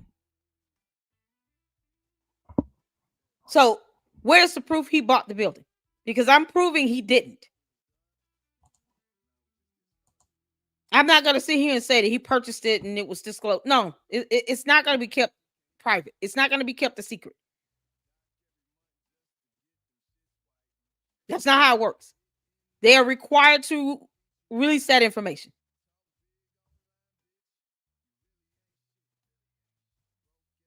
So, K12 owns FDMG LLC. Umar is simply listed as an executive director for FDMG LLC. The purchase of the buildings was done by K12, as you all can see here. And if there were anything else differently, it would be reflected here because the government is required to disclose that information. There are federal laws in place for that. The Transparency and Accountability Act, that's a whole law. That's a federal law. They're not going to keep that secret because he doesn't want it to be known. No, that's not how that works with the government. You cannot do business with the government and expect that to stay a secret. You have to get permission from a court to keep that under wraps. And what would be the benefit to that? Because it's Umar? He's not that important to keep this under wraps. You kidding? His name is nowhere near that title. It's not on the title at all. This is a title transfer fee. That's all it was. They transferred the title from K12 Management, Inc. to FDMG LLC. But K12 Management controls FDMG LLC, the corporate entity. So it's like they gave a subcomponent the ownership of the deeds itself. Like a transfer. They didn't sell it. They just transferred it over to one of their subcomponents. Does that make sense? And we're going on the information, the facts that we're looking at in front of us, plus the deed. Umar Johnson didn't buy shit. And why would he keep lying about how much it is when we can see right here how much it was acquired for? $1.249 million. Why did $400-some thousand? Those numbers are insignificant. Where are those numbers at in the receipt? Any proof of purchase or anything? Where do you see those numbers at anywhere? They're not here on this website. They're not on the deed. Where is he getting that amount from? I don't have to trust anything Umar says because I know the law and I know how government works. And it's not going to sit here and keep his sale of these buildings under wraps. No. Now, if there's something between K-12 and FDMG LLC, well, they have something that's happened on their books. That's between those two LLCs. That's between K-12 and FDMG LLC itself. But as far as how much money Umar Johnson gave to the city of Wilmington, Newcastle County in Delaware for those two bandos, that's going to be disclosed. That is not hidden information. He didn't give them a dime. K-12 management did. Maybe he gave the $10. But you can't even say that because that was done under FDMG LLC. So where's the proof that Umar bought the buildings?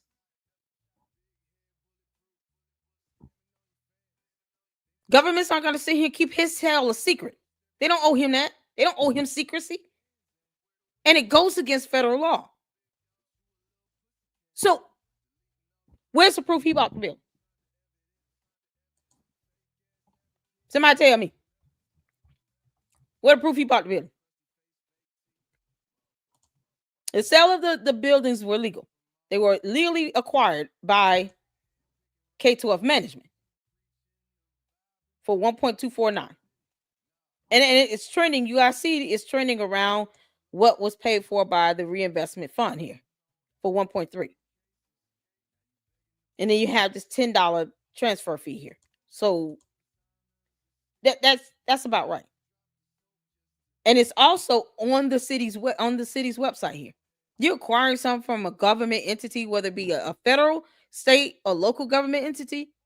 That is public information. So that sale between K-12 and Maurice J. Moyer is legal. But Umar saying he bought it for $400,000 is not even reflected, and you don't find it in the deeds. It's not in the deeds. It's not on the website. There's no proof of that. There's no receipt for it. So what he's saying is a lie. So if he bought the building for $400,000, where is the damn receipt? Where is it? K-12 Management is a real company. I just showed you all here. They acquired the FDMG LLC corporate entity. In order for them to facilitate this transfer of the deed for $10, FDMG would have to be a sub-company to K-12.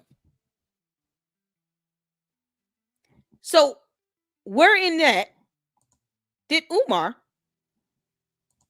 buy two bandos for $400,000? Where did he buy it? Where's proof of that with his name on it? Because the government has no reason to keep that a hidden secret. They just don't. They are required to release that information to the public. You have someone purchasing buildings from the city, and somehow the city does not release that information for his sale, but everything else on here is for the same property. That's not how it works. And the city could be sued for that. That's not how that works. So where's that information here? Anywhere. Proof of purchase is what I want, with Umar's name on it and this $400,000 amount he keeps citing. They're not going to keep that secret. They're required by law to release it. And I pull this up. And then we'll have to bring this great live to a close because I got the one for Candace Owens coming up shortly. Let me pull this information up. Transparency.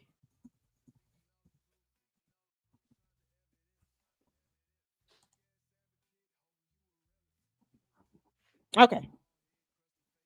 I just did a quick Google search.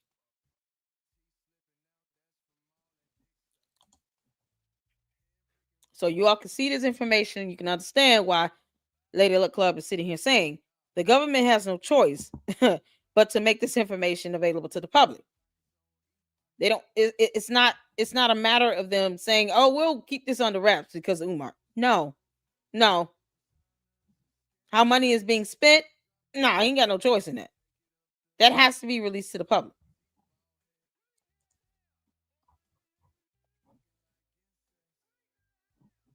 Okay, here it is. Transparency and accountability in governance. All right. It says here, our fundamental principles of good governance. They ensure that citizens are informed about government actions and that those in power are answerable for their decisions. Together, they promote trust, curtail corruption, and empower citizens, fostering a more effective democratic process. Key aspects include transparency, allows citizens to access information about government operations, which is crucial for informed public participation. Accountability ensures that government officials are held responsible for their actions, which helps to maintain public trust. Initiatives to enhance these principles often involve leveraging technology and innovative approaches to engage citizens and improve governance. In summary, transparency and accountability are essential for effective governance, enabling a partnership between the state and society that is sustained by mutual trust and responsibility. When you have someone purchasing a building from a government entity, and whether it be, like I said, federal, state, or local government, they have to report this information. They would have to report how much the buildings were purchased for, because what if there's some sort of competitive bidding in that? Let's say they decide they want to put it up for an auction. They have to have a public auction, they being Newcastle County or the city of Wilmington, would have to have a public auction and saying, okay, we're going to give people the opportunity to fairly put in a bid to purchase these buildings through a public auction. If not, they could be seen as being biased, prejudiced. It could be, it can open the door to corruption and they can get sued. Competitive bidding is federal law across the board, giving others the opportunity to participate in either contracting with the government or purchasing of sale a property or having ownership of items from the government, like the purchase of a building. So if you research competitive bidding, you'll find federal laws on that, where you have to give people a fair opportunity to be able to engage and participate in it. So if you have an auction for a building from local government, like a city, you have to open that up to everybody. The amount of the buildings itself, that would be public information. And then, of course, whoever wins the bid and is able to get the buildings are the ones that, are able to purchase the buildings. All of that is made available to the public. None of that process, unless it's like personal identifiable information of some sort, none of that is a hidden secret. So I don't understand why he thinks that he gets to hide the sale or the purchase of two buildings from a local government entity and think that it should not be available to the public, when that is the whole premise to this. It's a whole law that dictates that. Rule of law, transparency. You got the information right here. I could literally pull up anything. And this accountability with government goes from federal to local level. Where in this is Umar able to buy two bandos from the city of Wilmington, a local government entity, and not make that known to the public? You can't make this stuff up. That's why I keep saying, where is he getting that from? Show me documentation and proof that he purchased the buildings for the $400,000 with his name on it. I want to see receipts, a sale purchase price, or something. And then I would have to ask the city of Wilmington why the hell they didn't disclose that. Because they can be sued for that. They have no reason to keep it a secret. Just like they didn't have a reason to keep it a secret with anybody else buying this building. They're showing you the deed history right here. This is public information, people. That's why it makes no sense when I hear that. Like, what do you mean? No. They have to disclose that information. So where's his evidence that he bought the buildings?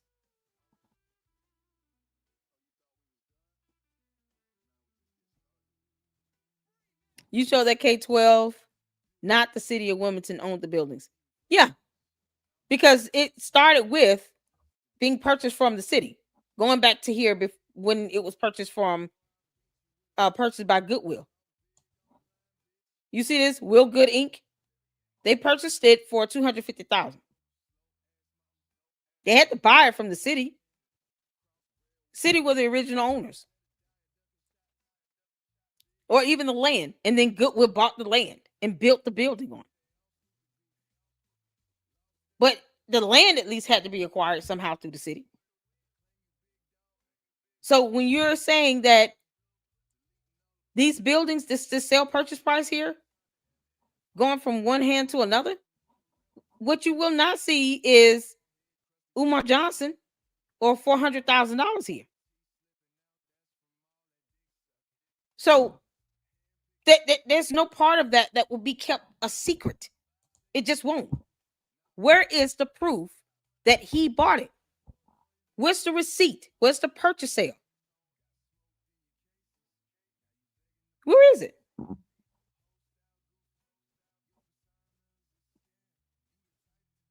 That's all I'm saying. He's never shown that. Has he ever shown anybody that evidence?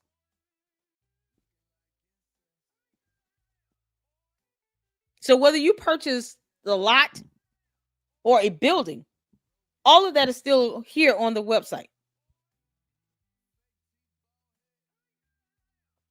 Because this is by parcel. You guys don't forget this now. This is by parcel. So this is just indicative of the lot, the actual land that the building sits on. Y'all see this parcel number? This is for the lot. So whether they purchased the lot with nothing on it or the lot with a building on it is irrelevant. The sale of it is still here. Does that make sense? Umar said it was more than $400,000 in the interview with Jamar, but he said we bought it for more than that. He didn't buy anything. Yeah, he did say that, but he didn't buy it. It was for $1.249 million, and it was from K-12 management. Why he won't say K-12, I don't know. But this is what we can see here. See, Umar's trying to change the perception of reality for people. And you can't change perception of what we're seeing. If you purchase it from your neighbor, but this sale here, no, that's made available. Why would he say he bought this and he gets to keep the secret and he doesn't show any receipt at all? You buy your neighbor's land if your neighbor owns it, but you still have that paperwork and documentation that's filed with the city because you still got to pay property taxes. So if you don't make it known, available to the public right away how much you paid for it, information is still being logged in with the city because you still got to pay property taxes. He's paying vacant property registration fees and vacant property taxes because they're bandos. They're vacant. So he's paying the price for these buildings not being used. That's not something he gets to hide from the public. That's public information as well. You can't hide property taxes. The sale of it is made available. Look at this. It's right here on the website. And you have it going from business to business. So what do you mean? It is here. Reinvestment, that's not government. That's not government. That's not government. That's not government. But you have this information here. It is available. This is the taxes. This is sale price. This is sale price. Sell. Sell them out. Sell. You have taxes here, tax bills. You see the tax bills here? This is the deed history with the sell amount. Two totally different things. We're reading this here. I'm showing you what I'm reading here. Deed history, sell amount. And then you have the tax bills. Two separate things here. Tax payments. You see that here? This is categorized here. What private deal would not be posted up here when all the other deals are posted up here? What private deal?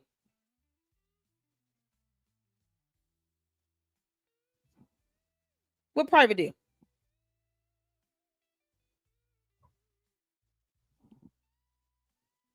Because if you don't pay taxes on it, then it becomes the property of the city anyway.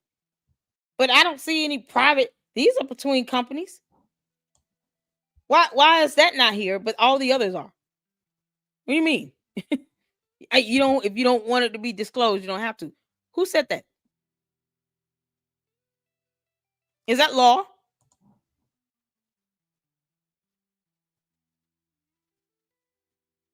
So this is what I'm trying to get people to understand here. Umar doesn't have a contract with anybody.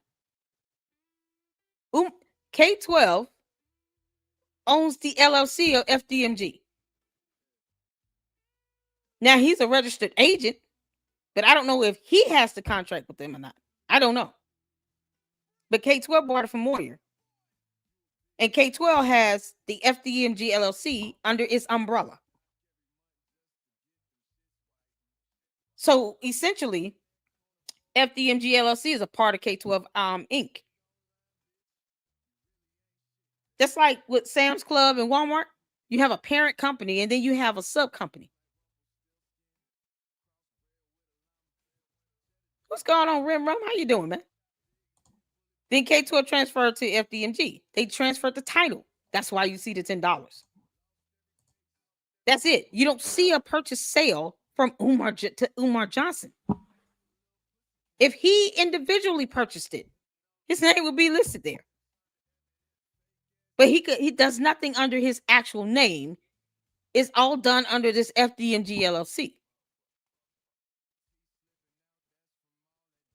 This is what you all are seeing here. Anything else would be listed here. Where's the information? Where is the proof that he bought the building? That's all I'm saying.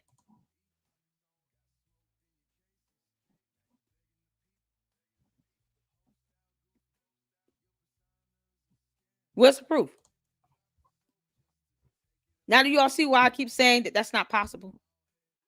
Because the documentation that we have so far, I challenged him to give me a copy of his, receipt or whatever he has claiming that he bought these buildings. But he's not operating under Umar Johnson. He's operating everything under FDMG LLC. So the utilities, the property taxes, the vacant registration, everything is falling under the FDMG LLC, not Umar Johnson. There you go. He was saying himself. Yeah, don't put anything in your name. Don't put anything in your name. But he's doing business under this LLC because he's the registered agent to the LLC. Does that make sense? He's not the president of the LLC. He's the registered agent. Meaning, if they want to handle some business or whatever, who do you contact regarding this LLC? Umar Johnson. Just like he lists himself as executive director on the tax documents. But he doesn't own it. He's just a registered agent. This is what y'all understand that. Because I want him to prove to me he bought something. Because otherwise, there's no proof that he bought it. That's all I'm saying. But if he has receipts, if he has a purchase, sale or purchase, deed, anything, send it to me, Umar. I dare you. I welcome the challenge, Umar. You thunk-headed Oompa Loompa. I want you to show me your evidence of where you bought these bandos and spent X amount of dollars that you keep claiming that changes every time he does an interview. 1 minute is 400 some thousand, another minute is 700 some $1,000, another minute is something else, and it just is all over the place. So, what? Where are the receipts? He said he bought it. When did Umar ever have that type of money on him? I'm just saying. We're asking questions, Umar, because right now the proof is showing that you ain't bought shit. Oh, he hates my guts. Yeah, I'm gonna be in the book of Negroes. Okay. Hey, Umar, you can stop lying about that now. We know you didn't buy nothing. I want a lie detector test. You know what? If someone sues him, please make sure y'all depose him. Please, dear God, for the love of humanity, have him deposed. What people need to understand is that those buildings were bought with donated funds from the public. So being that the project is publicly funded, he needs to disclose where those funds went. Yeah, I agree. He should be accountable for all that money. What we're just doing with this money? You're not even operating with this stuff in your name. You're doing it under FD&G LLC, just like this alleged bank account he claims was frozen. What's the name of that bank that account was with? Make it make sense for me. Shout out to you, Rimram. Thank you for tuning in. Y'all check out Rimram's interview he did with Lene Stacks, Information Man. There was another lady there. I didn't catch her name. But Rimram, fantastic content creator that's reporting on this information. Please make sure you check out Rimram. As a matter of fact, let me put up.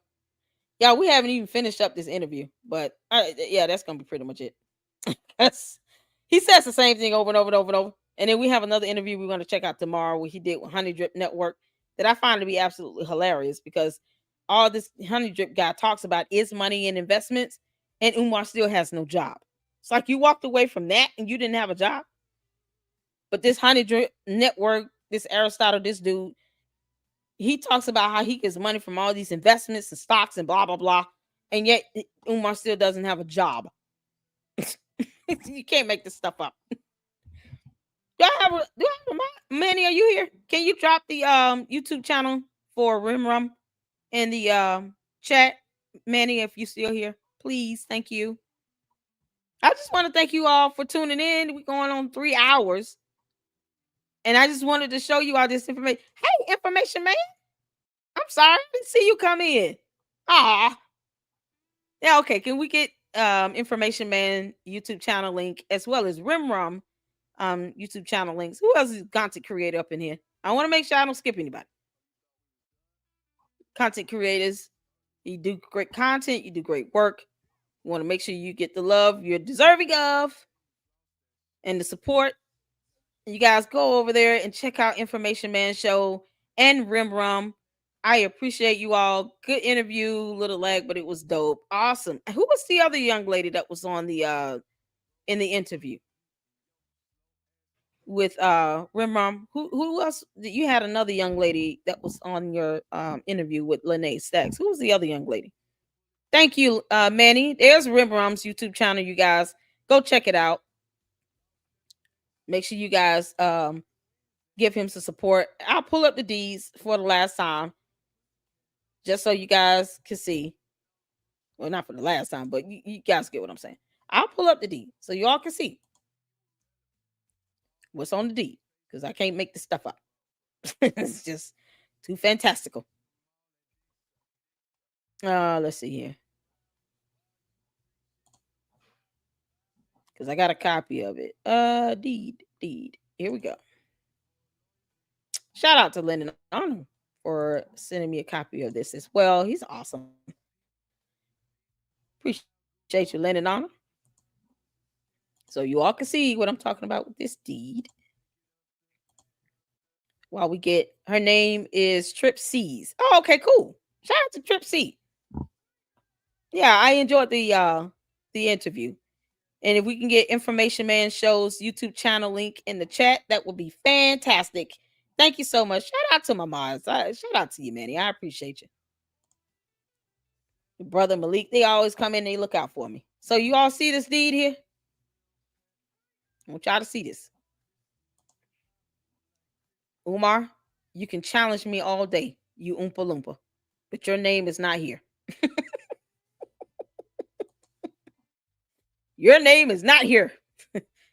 So where, where, anywhere on here, between K-12 Delaware regarding LLC, RELLC, a Delaware limited liability company party of the first part, and Frederick Douglass and Marcus Garvey, RBG, International Leadership Academy, Inc., a corporation of the Commonwealth of Pennsylvania, party of the second part, for $10 damn. Umar, your name's not on this deed. You're not that important, Umar. He hates my guts. I don't care. I want y'all to see. Here's the deed. Here you go. Thank you so much, Manny. Information Man Show. Make sure you guys go check him out and show them some love and support over there. Tell them Lady Luck Club sent you. So if he bought the buildings for $10, he didn't buy anything. The transfer of the deed itself went from K-12, the parent company, to FDMG LLC, the subcomponent. Umar bought nothing. That's not how purchases of buildings work. Umar didn't buy anything. They just transferred the deed to the FDMG LLC so that he could, do more business under that FDMG LLC. Meaning if he wanted to get contracts with vendors, if he wants to pay the property taxes, all those things, FDMG LLC has the title, ownership of the deed for the school, for the two bandos, rather, so that he could open the schools up. That was the goal. What's going on, Uncle Mo TV? It's under the ancestor's name. Y'all know the ancestors got to be sitting here like, oh, that damn Lady Luck. She keeps reading everything. I know, because I'm like, no, that's not how it works. Not with government. Not person in a building? Hell no. No. Now, Umar owns nothing. Umar, you don't own nothing. He doesn't even have the water bill or the light bill in his name. It's in FDMG name, the LLC. He can't even get the bills in his name. When he's saying send something to a P.O. box, it's for FDMG LLC. He does nothing in his name. Why would he take credit for purchasing a building in his name when there's no receipt of that sale in his name? The deed does not have his name on it. Why does he keep lying to people about it? Can I get Uncle Mo TV's YouTube channel link in the chat? Thank you, Manny. I know you're working hard, buddy. Thank you so much. So you got Rim Rum, you got Information Man Show, you got Uncle Mo TV up in here. Still waiting on Information Man Show to email me so we can do a show together. But you guys see here. Here's the deed. Here's the deed. As a matter of fact, I'll scroll up and down the document. Make sure you guys see the full document. There you go. The parcel numbers. Y'all see the parcel numbers ending in 028 and ending in 027. So two different parcel numbers. It was prepared by Warden Taylor, LLC. Returned to FSMG. Shouldn't there be FD? Whatever. Academy. And y'all see the P.O. box here, Wilmington, Delaware. Then you have the scan number here. It's just the document itself because it had to be purchased. You can FOIA it, but doesn't mean that they're not going to charge you for it.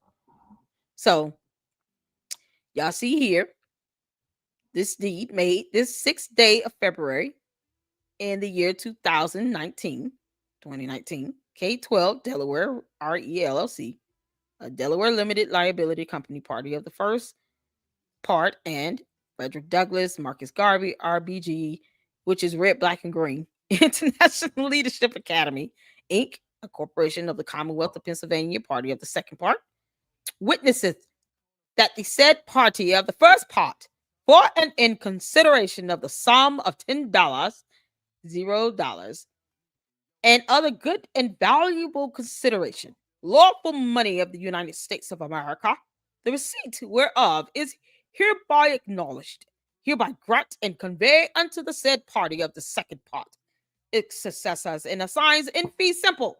And then they have the address here with the first parcel. And then it tells you all the certain lot, piece of or parcel of land with the improvements thereon, erected, situated in the city of Wilmington, Newcastle, and state of Delaware, known as 610 East 17th Street, as follows, to wit.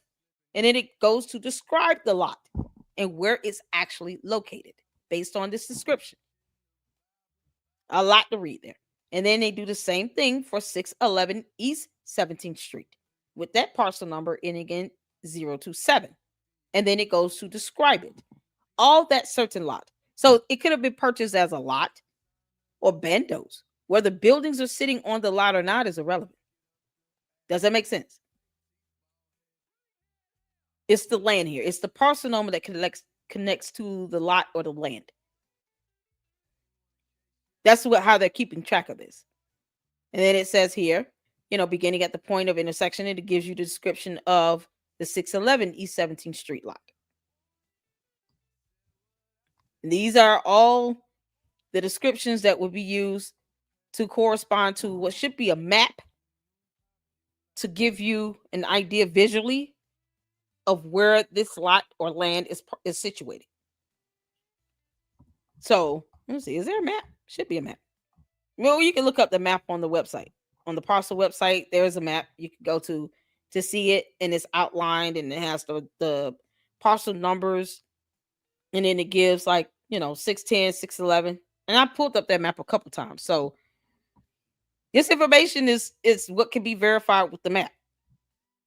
And that includes easements and all of that other stuff, which is like your sidewalks, your alleyways, side streets, those types of things. And you guys can see here, grantor has caused his hand and seal to be set the day and year first above written. K12 Delaware RE LLC. James Ryu, president. And then there's a witness. And then this, of course, was notarized and done in the state of Virginia, county of Fairfax. And you have the notary's name, all that information here. Where's Umar's name on it? Umar didn't buy anything. Umar bought nothing. It's the whole deed here for both parcels. And Umar bought nothing. That's why I've been saying this. But yeah, Umar bought nothing. He didn't buy shit.